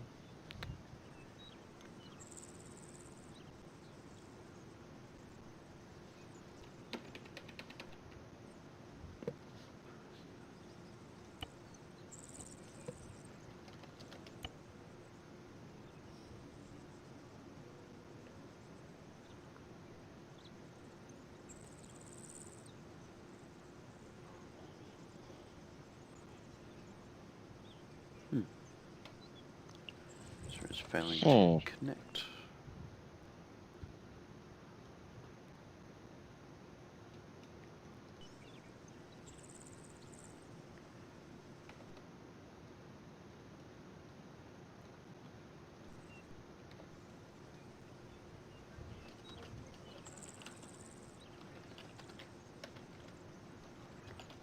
And of course it has to do it right now, even though it has never done that before.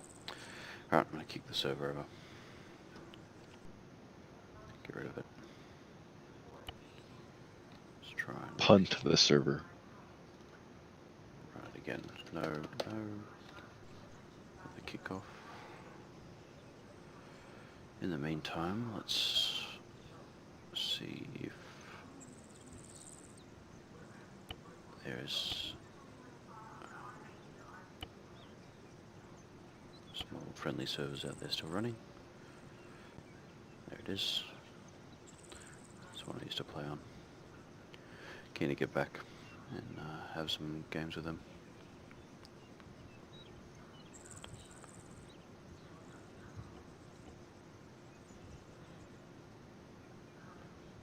Sorry, I just got a really loud notification. What did you just say? No, I was just seeing if the old OCB servers were still up. They're still running strong. Yeah.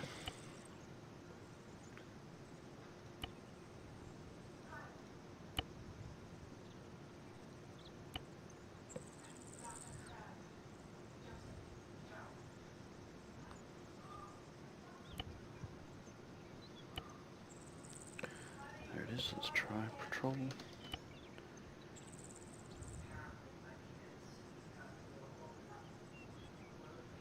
There's got to be something wrong with this server.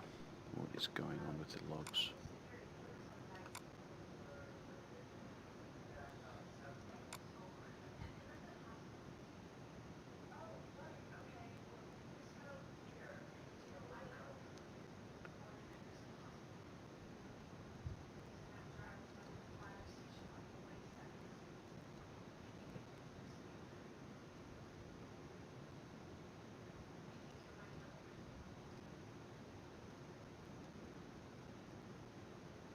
Nothing in the log. Weather report. What am I getting wrong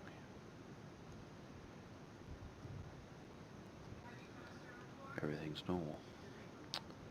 There's nothing here that I can see. What the hell is going on?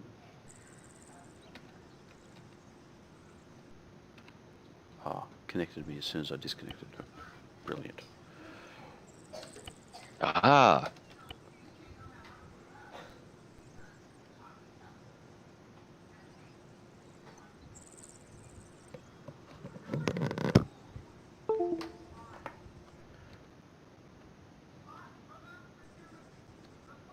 So we go to the system report. Message cannot failing on the net server.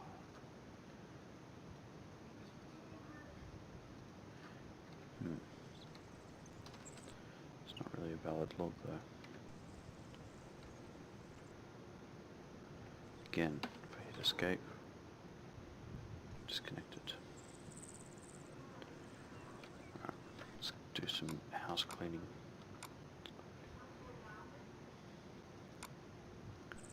Let's kill the server. Let's clean out these release candidates, which may be causing a problem. And we'll go and resave.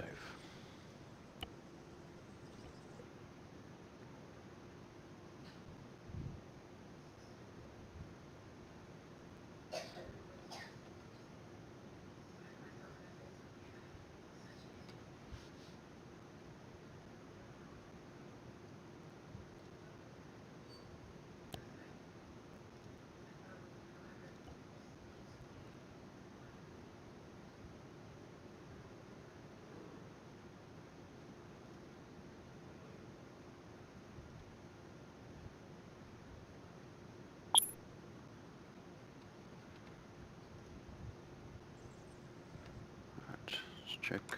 There it is. We're up at 7 meg now. Let's kick the server over, get it running again.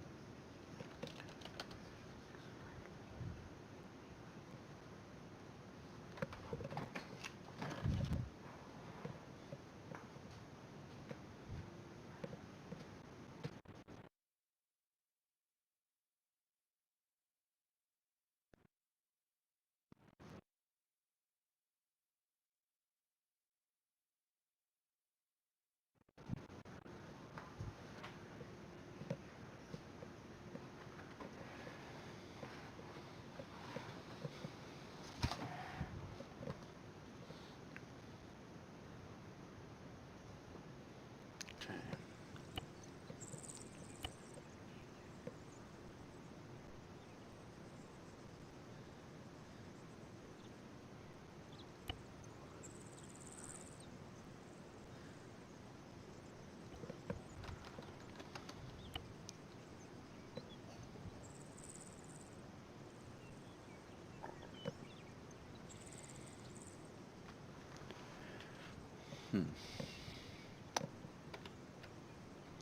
This is weird.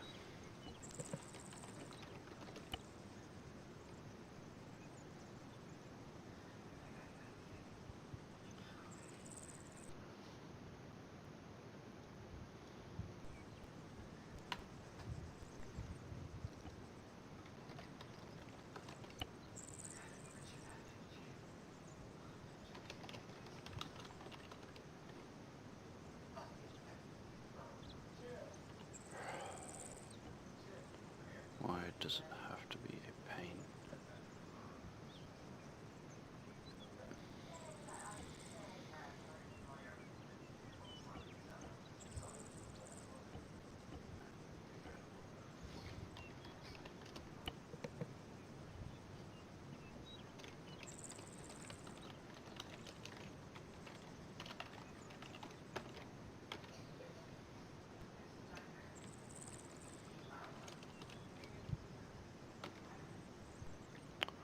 It's not running any commands whatsoever, other than disconnect and reconnect. Why does it have to do it tonight? That's just a pain in the ass. Fine.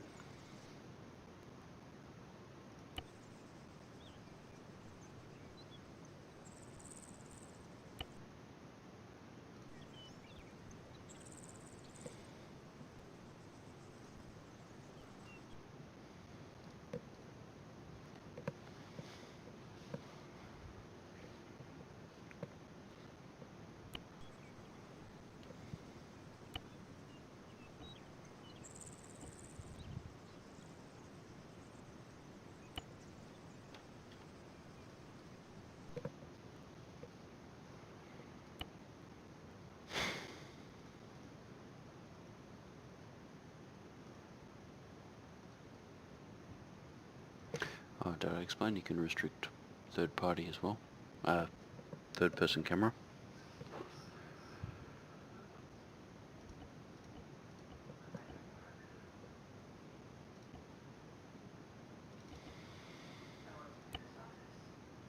I like this config. Handy. Something weird with this mission thing. There is no configurable roles. What is going on here?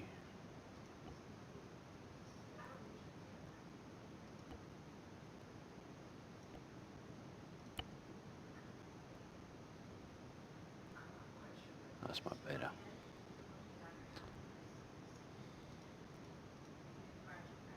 Yeah, it's not the one I want.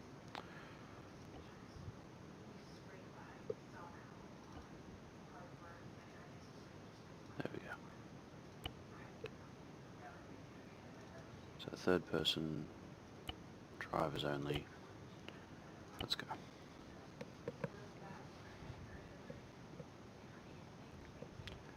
Something weird going on with this server browser for some reason. Alright, tasks, patrol, briefing, yet to write that. Features, vehicle depot is explained. There's the parameters. Continue. Alright.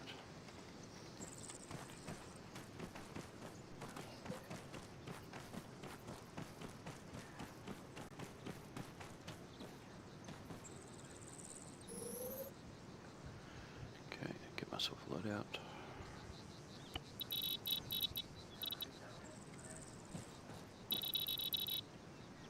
Template, squad, self, edit me, I'm going to make myself a sergeant, myself access to everything, and because I'm the admin I can give myself a JTAC, go home, support menus there,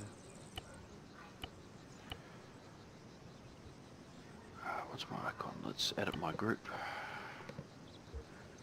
call myself HQ.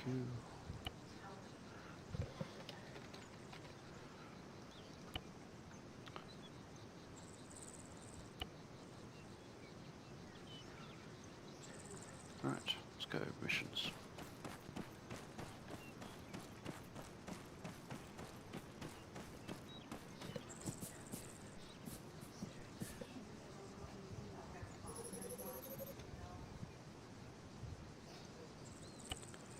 No operations underway, that's fine. Alright, let's do... well, let's do the big one.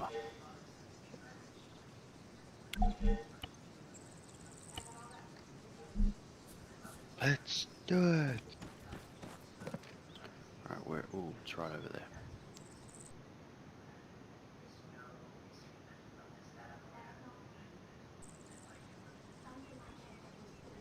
Okay. So we know exactly where it is because I left the target markers in for now. That'll do though. They'll be deleted before this goes into the update for the beta. Mm-hmm.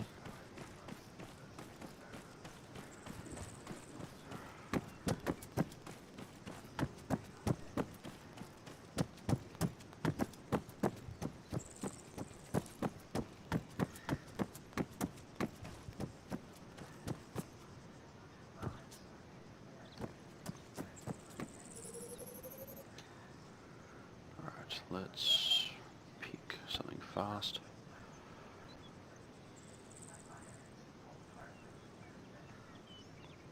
Let's do a...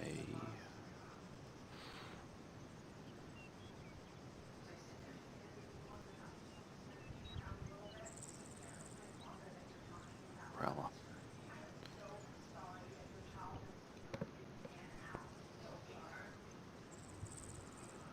That's camo.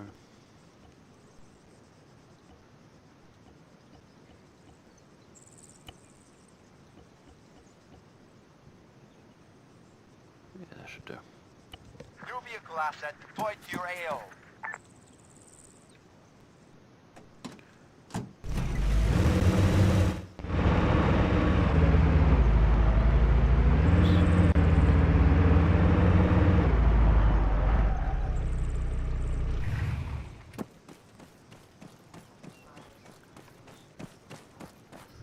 God, I need some friendlies.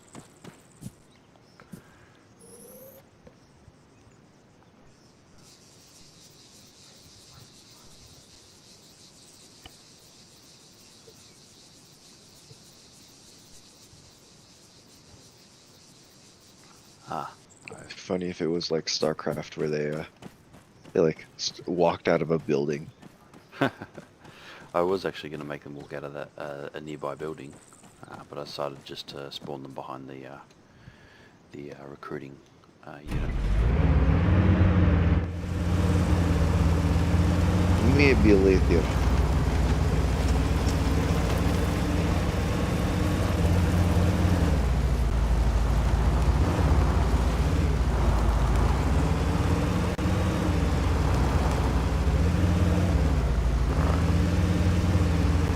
Let's go.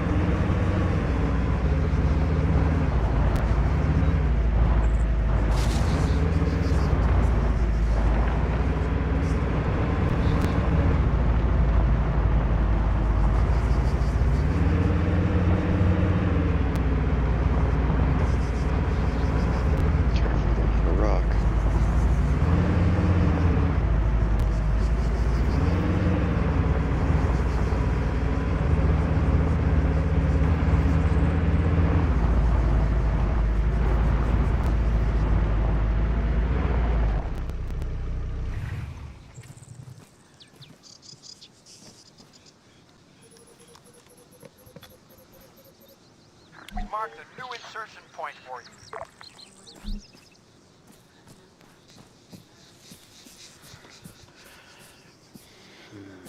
Okay.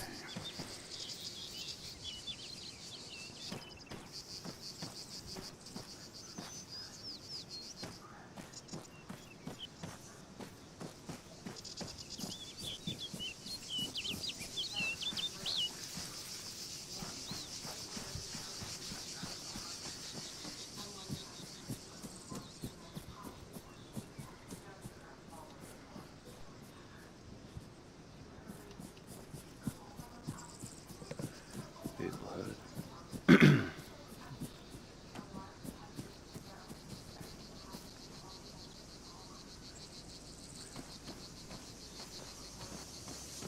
Alright, there's the enemy.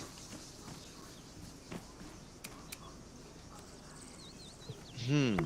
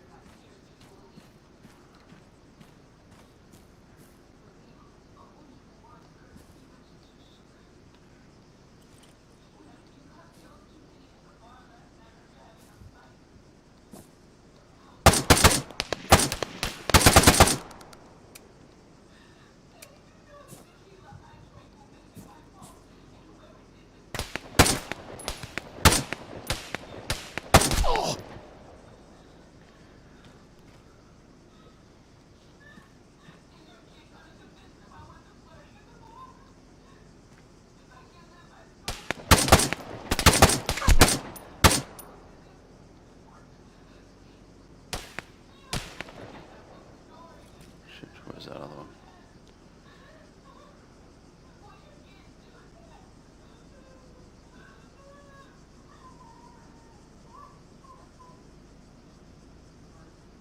Where is he?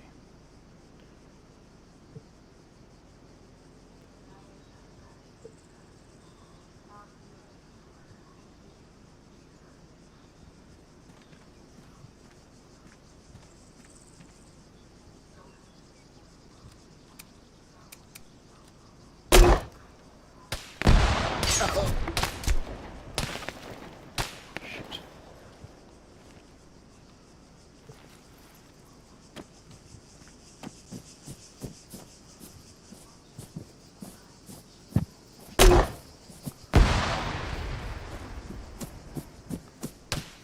Ah, there he is on the road.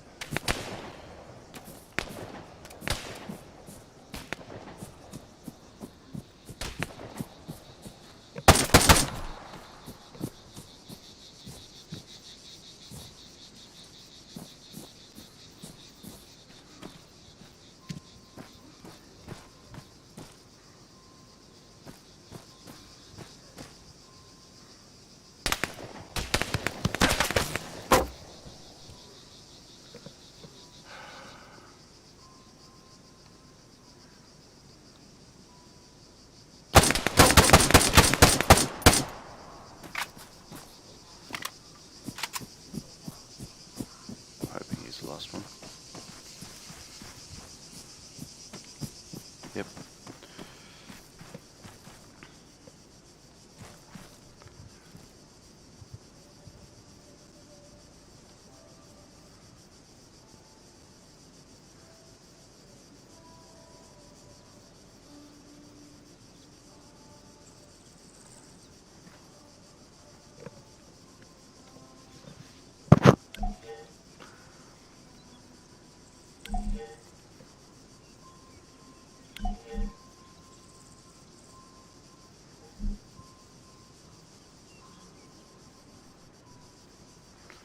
Okay, it's to the north.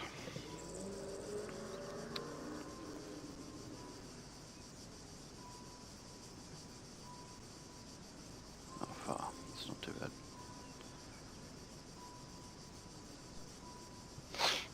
At least it is updated properly, which is good.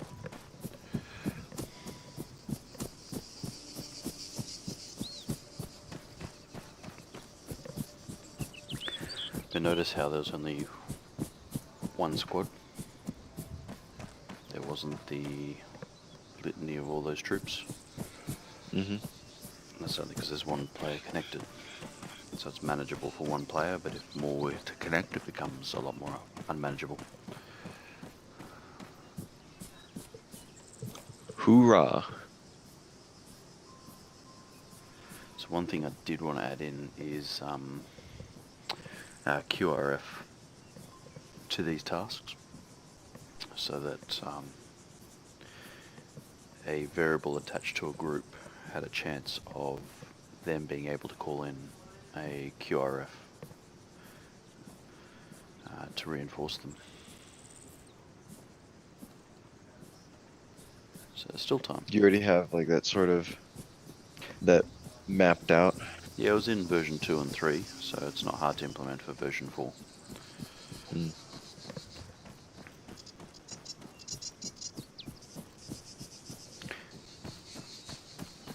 It just meant you'd have to identify the squad lead and eliminate them first to prevent QRF from coming in.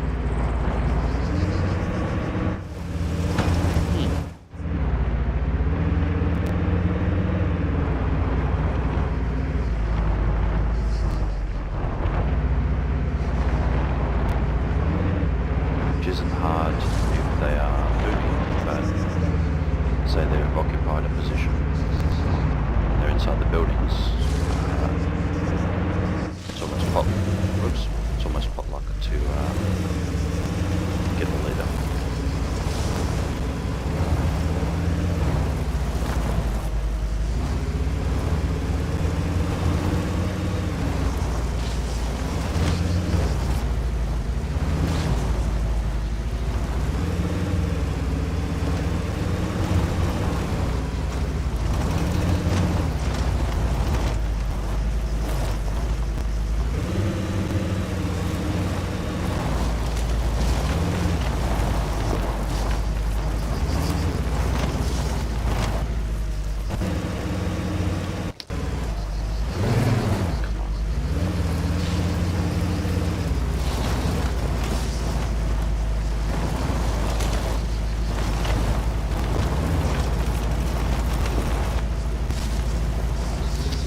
This game is unplayable.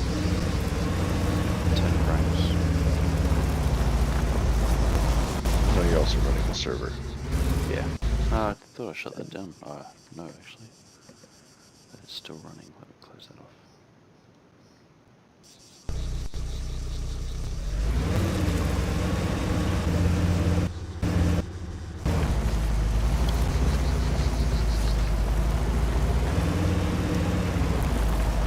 But I'm also running on very minimal RAM at the moment.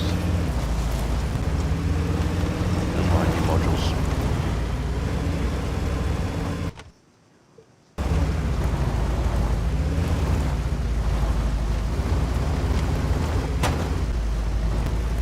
Just gonna pause for a second. Let the stream catch up.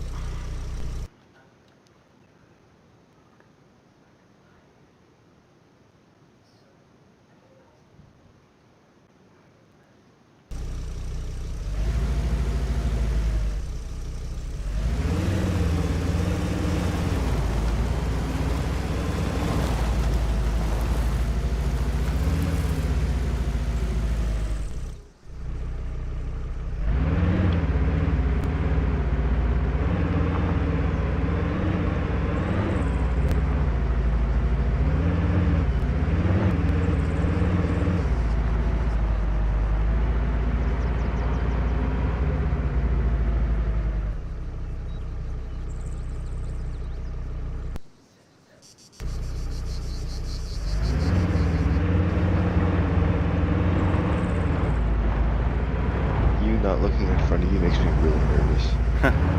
Keep looking down at the floor.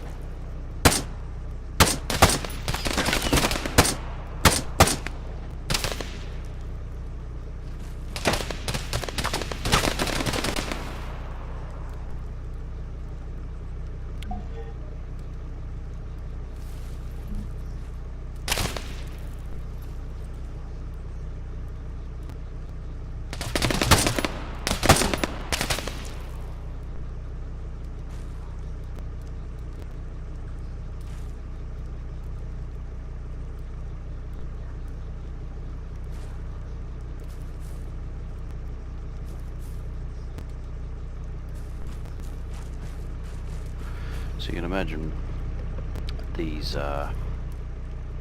little camps becoming quite intense firefights as you try and stay close to the intel with a QRF force coming back in as soon as you start downloading. Mm-hmm.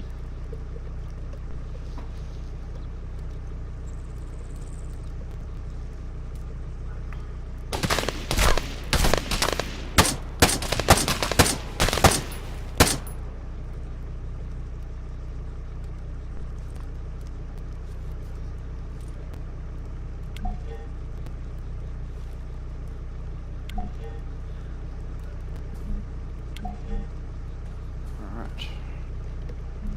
Task complete. Sign that. Find out where it is. 1.7 kilometers down to the south. Okay, and this one identified as Legacy of Friendship is his code name.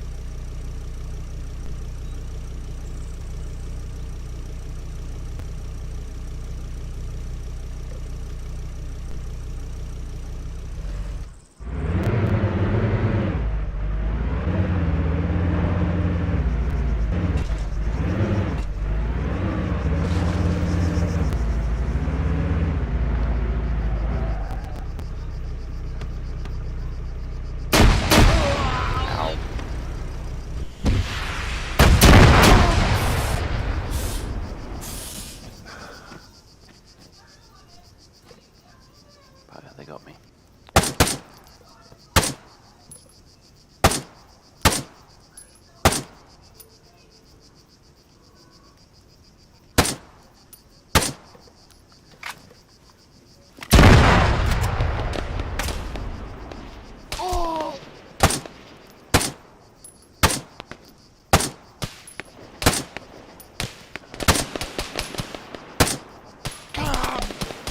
Got him.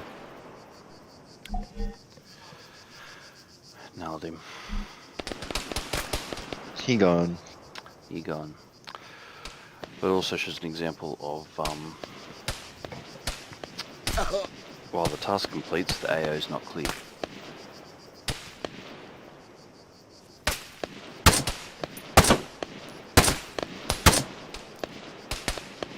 So will they despawn if you leave the AO? Yeah, if you get far enough away. Mm.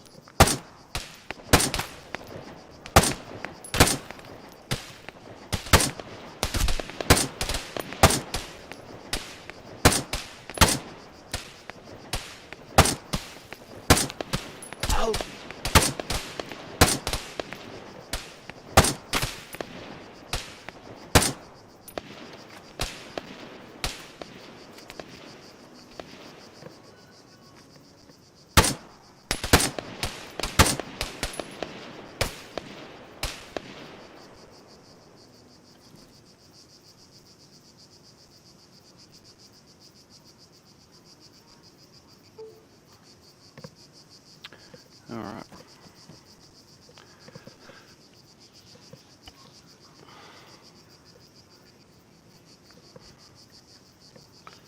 So if I just jump into down the still not clear.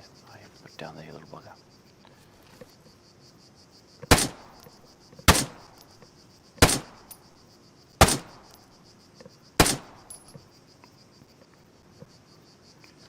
Alright.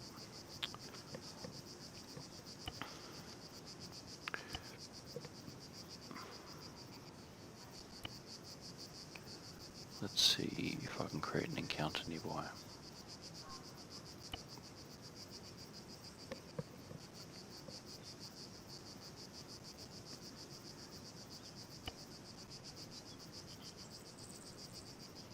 Oh wait, I think I disabled that.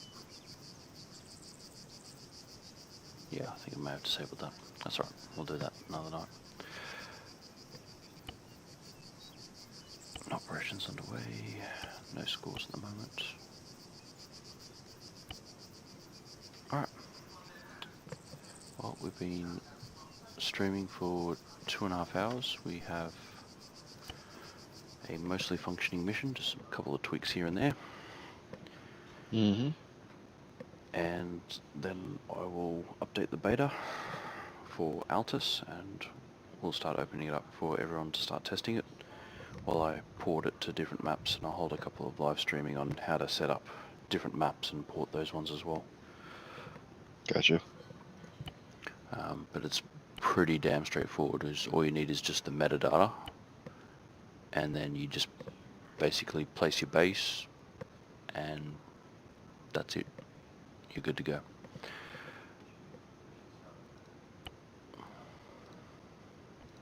Because I haven't done one for Livonia yet. I've got metadata for Malden, Stratus, Tanua, but I might redo those ones because it's been a while since I've generated them. And then we've got all the expanded mods. So if I jump out of this,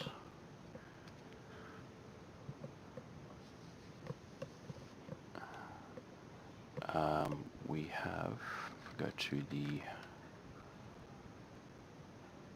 sorry, it wants me to quit the game first. Okay, so close that.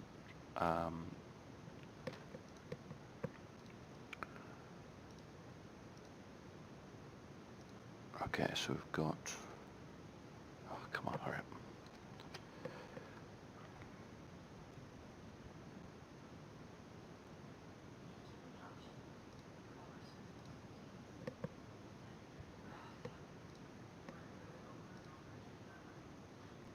I've got so little memory of this machine, I really need to rebuild this thing.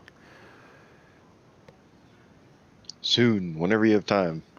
Whenever I get money. Make it into a live stream.